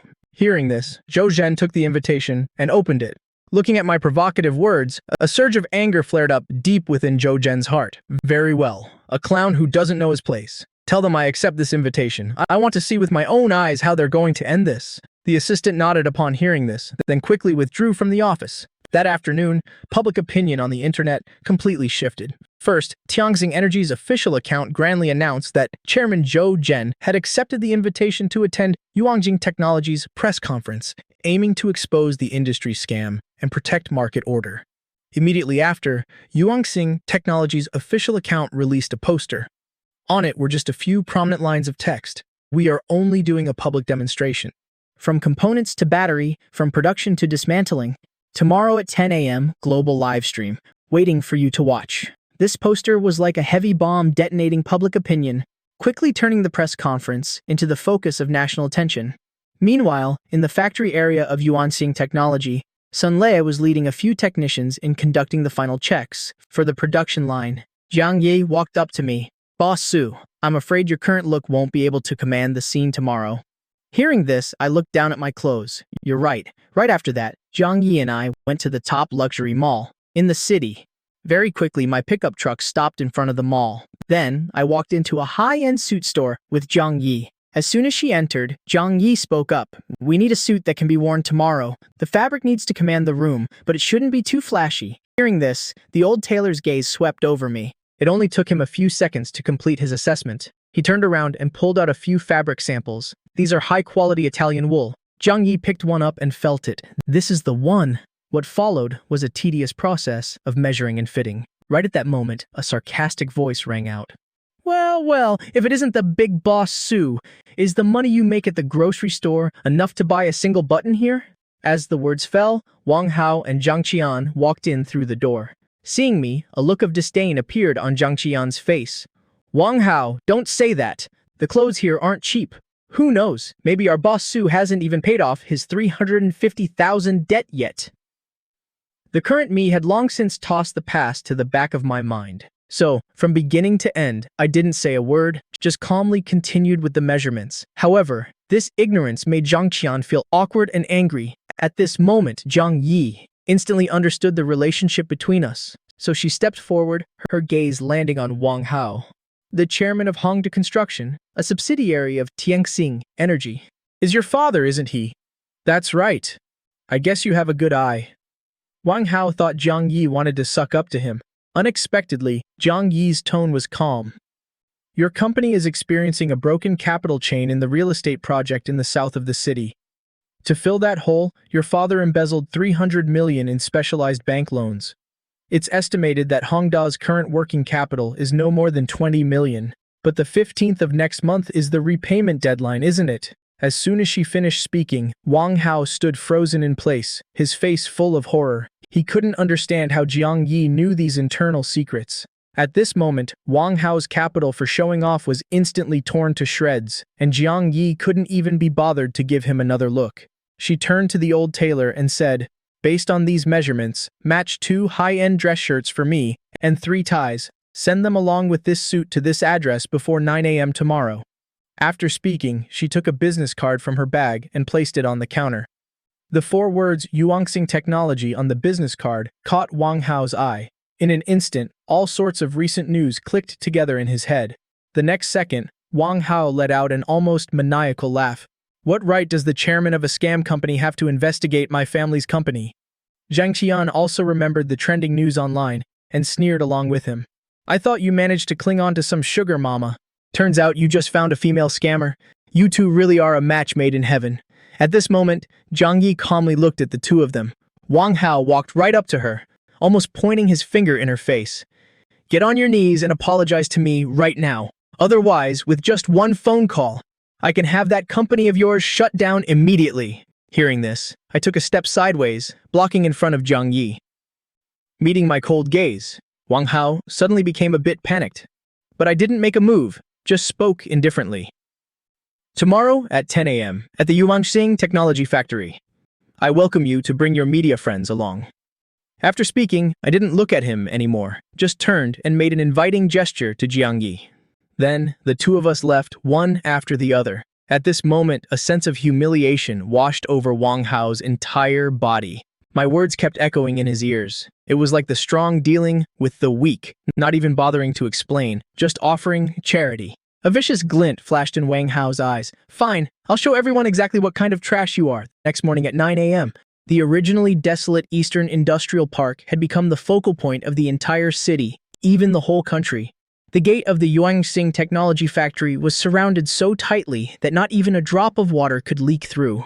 Interview vans from major media outlets almost blocked the road entirely. There were even many internet celebrities holding their phones, live streaming. Right at this moment, the crowd buzzed with excitement. A Rolls-Royce Phantom was seen slowly driving up, stopping in front of the factory gate. Zhou Zhen, escorted by bodyguards, stepped out. He wore a gentle and confident smile on his face. Instantly, camera flashes lit up the scene. Reporters quickly swarmed forward to interview him. "Excuse me, do you have evidence of Yuanxing Technology's fraud? What are your thoughts on this suicidal live streaming stunt?" Hearing this, Zhou Zhen stopped in his tracks, smiling as he faced the cameras. "I'm not here today to attack anyone. Just as a veteran who has dedicated half his life to the battery industry, I've come to witness with my own eyes the rise of this so-called rookie in the industry. As for the truth, I believe reality will provide the best answer." After speaking, Zhou Zhen walked into the venue. Right then, a red Ferrari stopped at the entrance. Wang Hao and Zhang Qian stepped out arrogantly, followed by his group of media friends. A moment later, Wang Hao led Zhang Qian into the venue, surrounded by the crowd. Inside the factory, the audience seating was simply divided into a few sections, all facing the production line. And next to the production line, over a dozen high-resolution cameras were installed, capable of capturing every detail of the production line. The entire venue was eerily quiet. Everyone was shocked by the scene before them. Time ticked by minute, second by second. At exactly 10 a.m., all the lights in the venue suddenly went out. The eyes of the whole world were focused here. In the darkness, a spotlight shot down from the ceiling, illuminating that futuristic production line. At the same time, the livestream cameras followed, and through the electronic screens, the images were displayed in front of everyone. At this moment, the crowd in the venue buzzed with discussion. Meanwhile, Zhou Zhen, sitting in the reserved seat in the front row, furrowed his brows tightly. He immediately noticed something was wrong. Looking at this production line that far exceeded his understanding, the unease in Zhou Zhen's heart quietly grew. Right then, Jiang Yi walked out with steady steps. She walked straight to the front of the production line and stopped. Distinguished guests, media friends, good morning everyone. I am Jiang Yi, president of Yuanxing Technology. Today, we will demonstrate to you the process of manufacturing a battery, Yuanxing number 1, starting from the most basic raw materials. Next, please welcome our chairman, Mr. Su Chen. As soon as the words fell, my figure appeared in front of everyone. I wore the custom-tailored suit, my gaze as calm as water. Then, I casually walked over to the production line's control panel and gently leaned against it. Welcome everyone to this press conference. Just as Zhang Yi said, today we are only doing one thing, on-site production. Saying that, I pressed a button on the control panel. The next second, the entire dormant production line was awakened. Hundreds of indicator lights lit up one after another. Robotic arms slowly rose, entering a standby state. At the same time, the electronic screens lit up, divided into several sections. The main image was a close-up of the first stage of the production line. Under the camera, numerous basic raw materials were displayed. Then Zhang Yi began introducing each raw material one by one, from silicon dioxide to graphite powder. Seeing this, Zhou Zhen showed a clear look of mockery. Playing tricks? Trying to use this to stall for time? Wang Hao, on the other hand, laughed uproariously. Is this a lecture for middle schoolers? The livestream chat was also flooded with comments, full of sarcasm. However, at this moment, the production line suddenly started up. The robotic arms were seen, grabbing a specific amount of raw materials, then feeding them into a fully enclosed furnace device. On the screen, the temperature data inside the device instantly skyrocketed. At the same time, Zhang Yi calmly explained, through our proprietary plasma technology, we can decompose the raw materials into an atomic state and remove all impurities, obtaining pure silicon and carbon elements. Then, we proceed to modify the silicon atomic structure, creating a unique three-dimensional porous silicon-carbon framework. This is the key to achieving ultra-high energy density. Zhang Yi's words were like heavy bombs detonating. The smile on Zhou Zhen's face completely froze. Those technical terms, he had only vaguely heard of them in top-tier tech magazines, or even just seen them in sci-fi novels. At this moment, Zhou Zhen suddenly sat up straight, staring at the rapidly jumping data. Every piece of data on the screen perfectly matched the process. A moment later, Zhou Zhen lowered his voice and ordered his chief technical officer, "Check it for me. Where the hell did these things come from?" However, the CTO was dripping with cold sweat.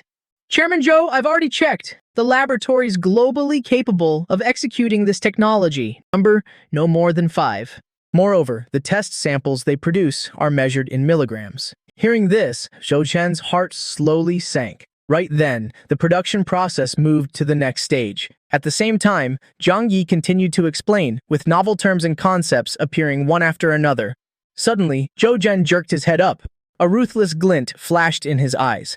"I found the loophole in this scam. This is definitely playing a pre-recorded video. As long as I make a request that they can't fulfill, this scam will be exposed on the spot." Thinking of this, Zhou Zhen hesitated no longer. He abruptly stood up from his seat, interrupting Zhang Yi's explanation. "Director Zhang, please wait a moment. The technologies you're demonstrating are truly astonishing. But how can I be sure that this isn't an elaborately staged video?" As soon as these words came out, the crowd instantly erupted. People started raising their doubts. At this moment, the cold sneer on Zhou Zhen's lips deepened. "I demand that you immediately stop playing this video, have any randomly selected media friend on site. Use our cameras to film the production line in real time and broadcast the footage onto the big screen. If you can do that, I will apologize to you on behalf of the whole world." As he finished speaking, the entire factory fell into a dead silence. All eyes focused on me and Zhang Yi. Hearing this, Wang Hao was so excited that his whole body trembled. They definitely wouldn't dare. I told you they were a bunch of scammers. Time ticked by minute, second by second. Finally, I slowly stood up straight, then strode to the front of the stage. Fine. My answer was like a bolt of lightning exploding in everyone's minds. Even the smile on Zhou Zhen's face instantly froze, but he still tried to suppress the shock in his heart. "Ah, Su, you've got guts. If that's the case, let's begin." Saying that, Zhou Zhen sent out his company's lead cameraman. Zhang Ai leaned over and made a gesture to the staff.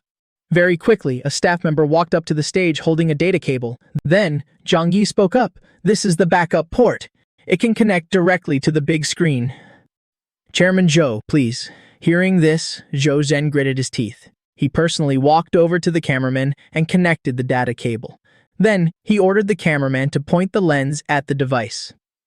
"Ultrasonic melting," Zhou Zhen shouted loudly. "I want you to redo this stage right now. I want to film the entire process inside this device." This request was much stricter than before. However, my reaction once again exceeded everyone's expectations. No problem, but standing down there in the audience, I'm afraid you won't be able to see clearly. How about you and the cameraman personally come up to the stage and verify every step of the operation from the closest distance? As soon as the words fell, the entire venue was completely shaken. Zhou Zhen's mind suddenly went blank. Going up on stage meant he would become the challenger under the eyes of the whole world. Verifying all of this. If all of this was real, he would become the biggest joke of the century. But if he didn't go up, it would be no different from admitting that he was guilty. Thinking of this, Zhou Zhen took a deep breath, then strode up onto the stage. The cameraman followed closely behind him. Seeing this, I didn't waste any more words, just turned around, walked to the control panel, and pressed the button. The next second, the production line started up, beginning the material melting stage. The cameraman quickly pressed the camera against the device. At this moment, the big screen displayed the real-time footage captured by the camera. 2 streams of red powder were seen being fed in. Immediately after, they began spinning at high speed. Like a nebula, they were stretched under an invisible force, torn apart, and transformed into 2 thick streams of mist. Then, guided by a strange magnetic field, they blended together flawlessly. The entire process was filled with a surreal beauty, like something out of a sci-fi movie. At the same time, the real-time data displayed that every metric had reached a perfect level. Very quickly, the stage concluded. At this moment, Zhou Zhen was trembling all over. His face was written with pure terror. This can't be real. This must be a hallucination. Right then, I spoke up indifferently. Chairman Zhou, did you see clearly? Do we need to do it again, so you can lean your face in closer and get slapped one more time? Hearing this, Zhou Zhen's vision went dark, almost fainting on the spot. Meanwhile, off the stage, the team of senior executives from Tianxing Energy had already descended into chaos. They knew that from today onward, Tianxing Energy would completely collapse. On the big screen, the camera angle switched. The battery production process was still ongoing. Many other highly sci-fi devices operated one after another. Every single stage continuously shocked the global audience. Right at this moment, a financial reporter held up his phone and shouted loudly, "Tianxing Energy's stock has been massively dumped just 3 minutes after the market opened. All related stocks have collapsed simultaneously." As soon as these words came out, no one cared about the production line anymore. Everyone quickly opened their phones to check the stock market. Wang Hao sat there, completely dazed. His phone rang incessantly. As soon as he answered, his father's furious voice roared through the phone. "What the hell did you do? The stock crashed. The company is ruined. Why the fuck did you have to provoke Boss Su?" Before he could finish, the phone slipped limply from Wang Hao's hand. Amidst the chaos, Zhang Yi's voice echoed again. From a single grain of sand to a complete battery, the entire production process of the Yuanxing No. 1 takes exactly 15 minutes and 23 seconds. That concludes today's live broadcast. With that, she gave a slight bow to the audience. Then, she turned and walked toward me. Seeing this, I stood up straight. Without sparing a single glance at anyone in the crowd, I walked into the backstage area with Zhang Yi under everyone's watchful eyes. The heavy metal doors shut, leaving behind a crowd reeling with mixed emotions. The moment those backstage doors closed, it felt like 2 separate worlds. Outside was a tidal wave of chaos and frenzy. Inside, it was so quiet you could hear a pin drop. Zhang Yi let out a long sigh of relief. It's over. It's not over. All of this is just the beginning. Hearing this, Zhang Yi smiled bitterly and shook her head. Before she could even speak, her phone started buzzing like crazy. As soon as Zhang Yi picked it up to check, the screen was flooded with missed calls and message notifications. Countless internationally renowned electronics brands were scrambling to collaborate with us. Seeing this, Zhang Yi suppressed her excitement and said, "Boss Su, we did it. The whole world wants our batteries. We need to expand production immediately and dominate every sector that requires energy." However, my expression remained perfectly calm, without a single ripple of emotion. With one production line, how many batteries can we produce in a day? Faced with billion-dollar orders from those industry giants, our current output is as insignificant as a grain of sand. Once we fail to meet the market's expectations, this massive wave of demand will tear us apart sooner or later. Zhang Yi's expression instantly turned serious. Then what should we do? I walked up to her and held up a single finger. Focus all our power on a single point first. New energy vehicles. With the same production volume, the profit from car batteries can be 10 times higher. Put out an announcement. We need to make everyone understand that only top-tier cars are worthy of using the Yuan Xing No. 1. Jiang Yi immediately grasped my strategy, but a sense of helplessness welled up inside her. Building a new production line will take at least a year, even at top speed. We can't afford to wait that long. Who said I was going to build one from scratch? Isn't there a ready-made path right in front of us? I want you to acquire Changxing Energy's manufacturing plant. Jiang Yi's mind went completely blank. She instinctively retorted, Changxing Energy's stock might be suspended, but they haven't officially declared bankruptcy yet. Even if they do, they'll have to go through a lengthy liquidation process. That process will take at least 6 months to a year to finalize. We don't need to wait. Standing behind Changxing Energy are massive bank loans. Now that he's collapsed, the ones panicking the most are the banks that lent him the money. Right now, no matter who steps up to take over this mess called Tianxing, they'll be more than happy to hand it over. Hearing this, Jiang Yi's breathing quickened. I'll immediately contact the bank that lent Tianxing the most money. With that, Jiang Yi didn't hesitate for another second. She walked over to her desk and started looking up the relevant documents. Meanwhile, the chairman's office at Tianxing Energy was an absolute wreck. Torn documents littered the floor, while Zhou Zhen sat slumped on the sofa in a daze. He still couldn't fathom where those production equipments had come from. Suddenly, the encrypted phone on his desk let out a piercing ring. It was the dedicated line for communicating with top bank executives. Hearing that sound, Zhou Zhen's body violently flinched. He struggled to his feet and answered. A cold male voice came through the receiver. Chairman Zhou, your company's stock price has experienced abnormal fluctuations. This has triggered the mandatory liquidation and asset collateral clauses. We demand that you immediately repay the total loan of 7.2 billion. Tianxing Energy is now worthless. Hearing this, Zhou Zhen's blood ran cold. He knew the other party was telling the truth. However, the person on the other end paused for a few seconds before speaking again.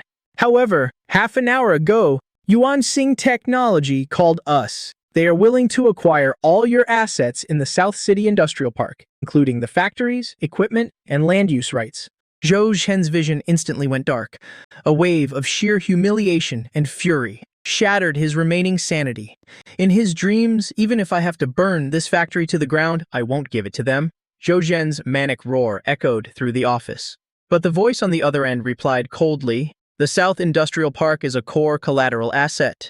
The bank has the right to unilaterally dispose of the collateral. We are merely informing you. Otherwise, you'll be left with absolutely nothing. You won't have a single chance to turn things around. With that, the call abruptly ended, leaving Zhou Zhen standing there, completely dumbfounded. Meanwhile, back at Yuanxing Technology's office, Jiang Yi had just finished her call with the bank. She looked at me and said, the bank has agreed to the proposal for our acquisition. They'll immediately put pressure on Zhou Zhen. Without turning around, I casually replied, I'll leave the rest to you. From now on, you can make the call on trivial matters like this yourself. Hearing this, Jiang Yi froze in place. She was utterly shocked, but managed to suppress the turbulence in her heart. Understood. I'll handle all the details. I gave a slight nod and headed out to the factory. At this moment, the atmosphere in the workshop was electric. All the employees were engaged in heated discussions. I slowly walked up to the front of the crowd. Instantly, all eyes turned toward me. I glanced around and spoke up. You've all worked hard these past few days. Today's press conference was a massive success. I won't let anyone who believed in me get the short end of the stick. Starting this month, everyone's salary will be increased by 100%. As soon as the words left my mouth, the entire workshop fell dead silent. The silence lasted for a few seconds, followed by deafening cheers that shook the roof. I didn't pay mind to the employees' frenzy. I just waved Sun Li over. Then, I turned and walked into the independent control room next door. Seeing this, Sun Li quickly followed behind. Inside the control room, I spoke up. Tianxing Energy's South Industrial Park will soon be ours. I need you and Team 5 to immediately form a task force. Based on our technology and Tianxing's existing production lines, come up with the fastest and most cost-effective retrofitting plan. Sun Li's breath hitched when he heard that. He never expected that Tianxing Energy's assets were about to be acquired by me, but he quickly calmed down and thought it through. Tianxing's lines fundamentally can't produce the Yuanxing No. 1, and retrofitting them will take way too much time. But I shook my head. proactively strip away a portion of the technology that we currently possess, utilize their existing equipment to produce a scaled-down version of the battery. Even a lower-performance Yuanxing battery will be more than enough to crush all the lithium batteries on the market. At the same time, the workload will decrease exponentially. I understand, Boss Su. We can launch 2 product lines. Our self-produced line will be exclusively for top-tier cars and aviation, while the Tianxing line will be used to dominate the mid-range market. I'll have the preliminary proposal report finished within 2 days, guaranteed. With that, Sun Lei immediately turned and left. A moment later, Jiang Yi pushed open the door to the main control room and walked in. She walked right up to me. The bank has approved our acquisition request, and they've initiated the asset preservation process against Tianxing Energy. They accepted almost all of our conditions. However, I just brushed it off.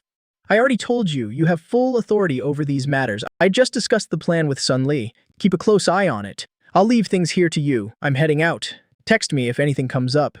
With that, I stood up and left. Now I needed to go purchase supplies. Then I returned to the apocalyptic world to continue my work.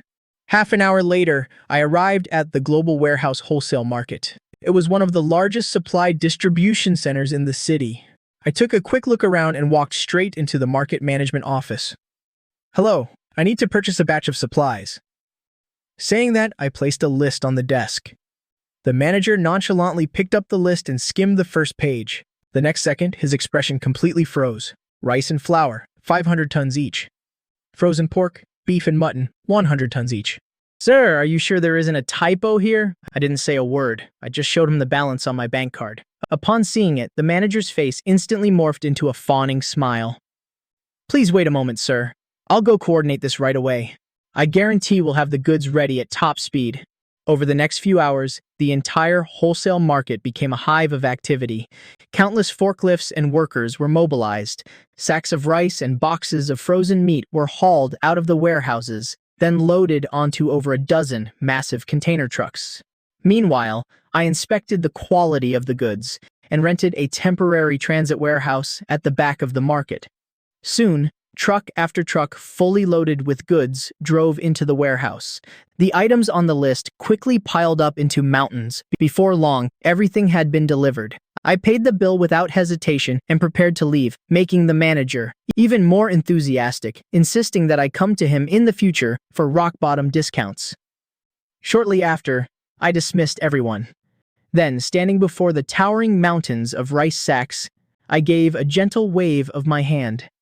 The next second, the mountain of supplies vanished into thin air, appearing perfectly intact inside my spatial inventory. The entire process was silent and highly efficient. Besides these, I also purchased tons of cooking oil, salt, and sugar, along with literal walls of canned food, compressed biscuits, instant noodles, and countless medical supplies, not to mention beverages and machinery equipment. On top of that, I ordered hundreds of barrels of gasoline and diesel. Seeing that my spatial inventory still had about 1/10 of its space left, I immediately drove to the largest hardware and building materials market to buy various industrial materials and even picked up a few sets of basic engineering books.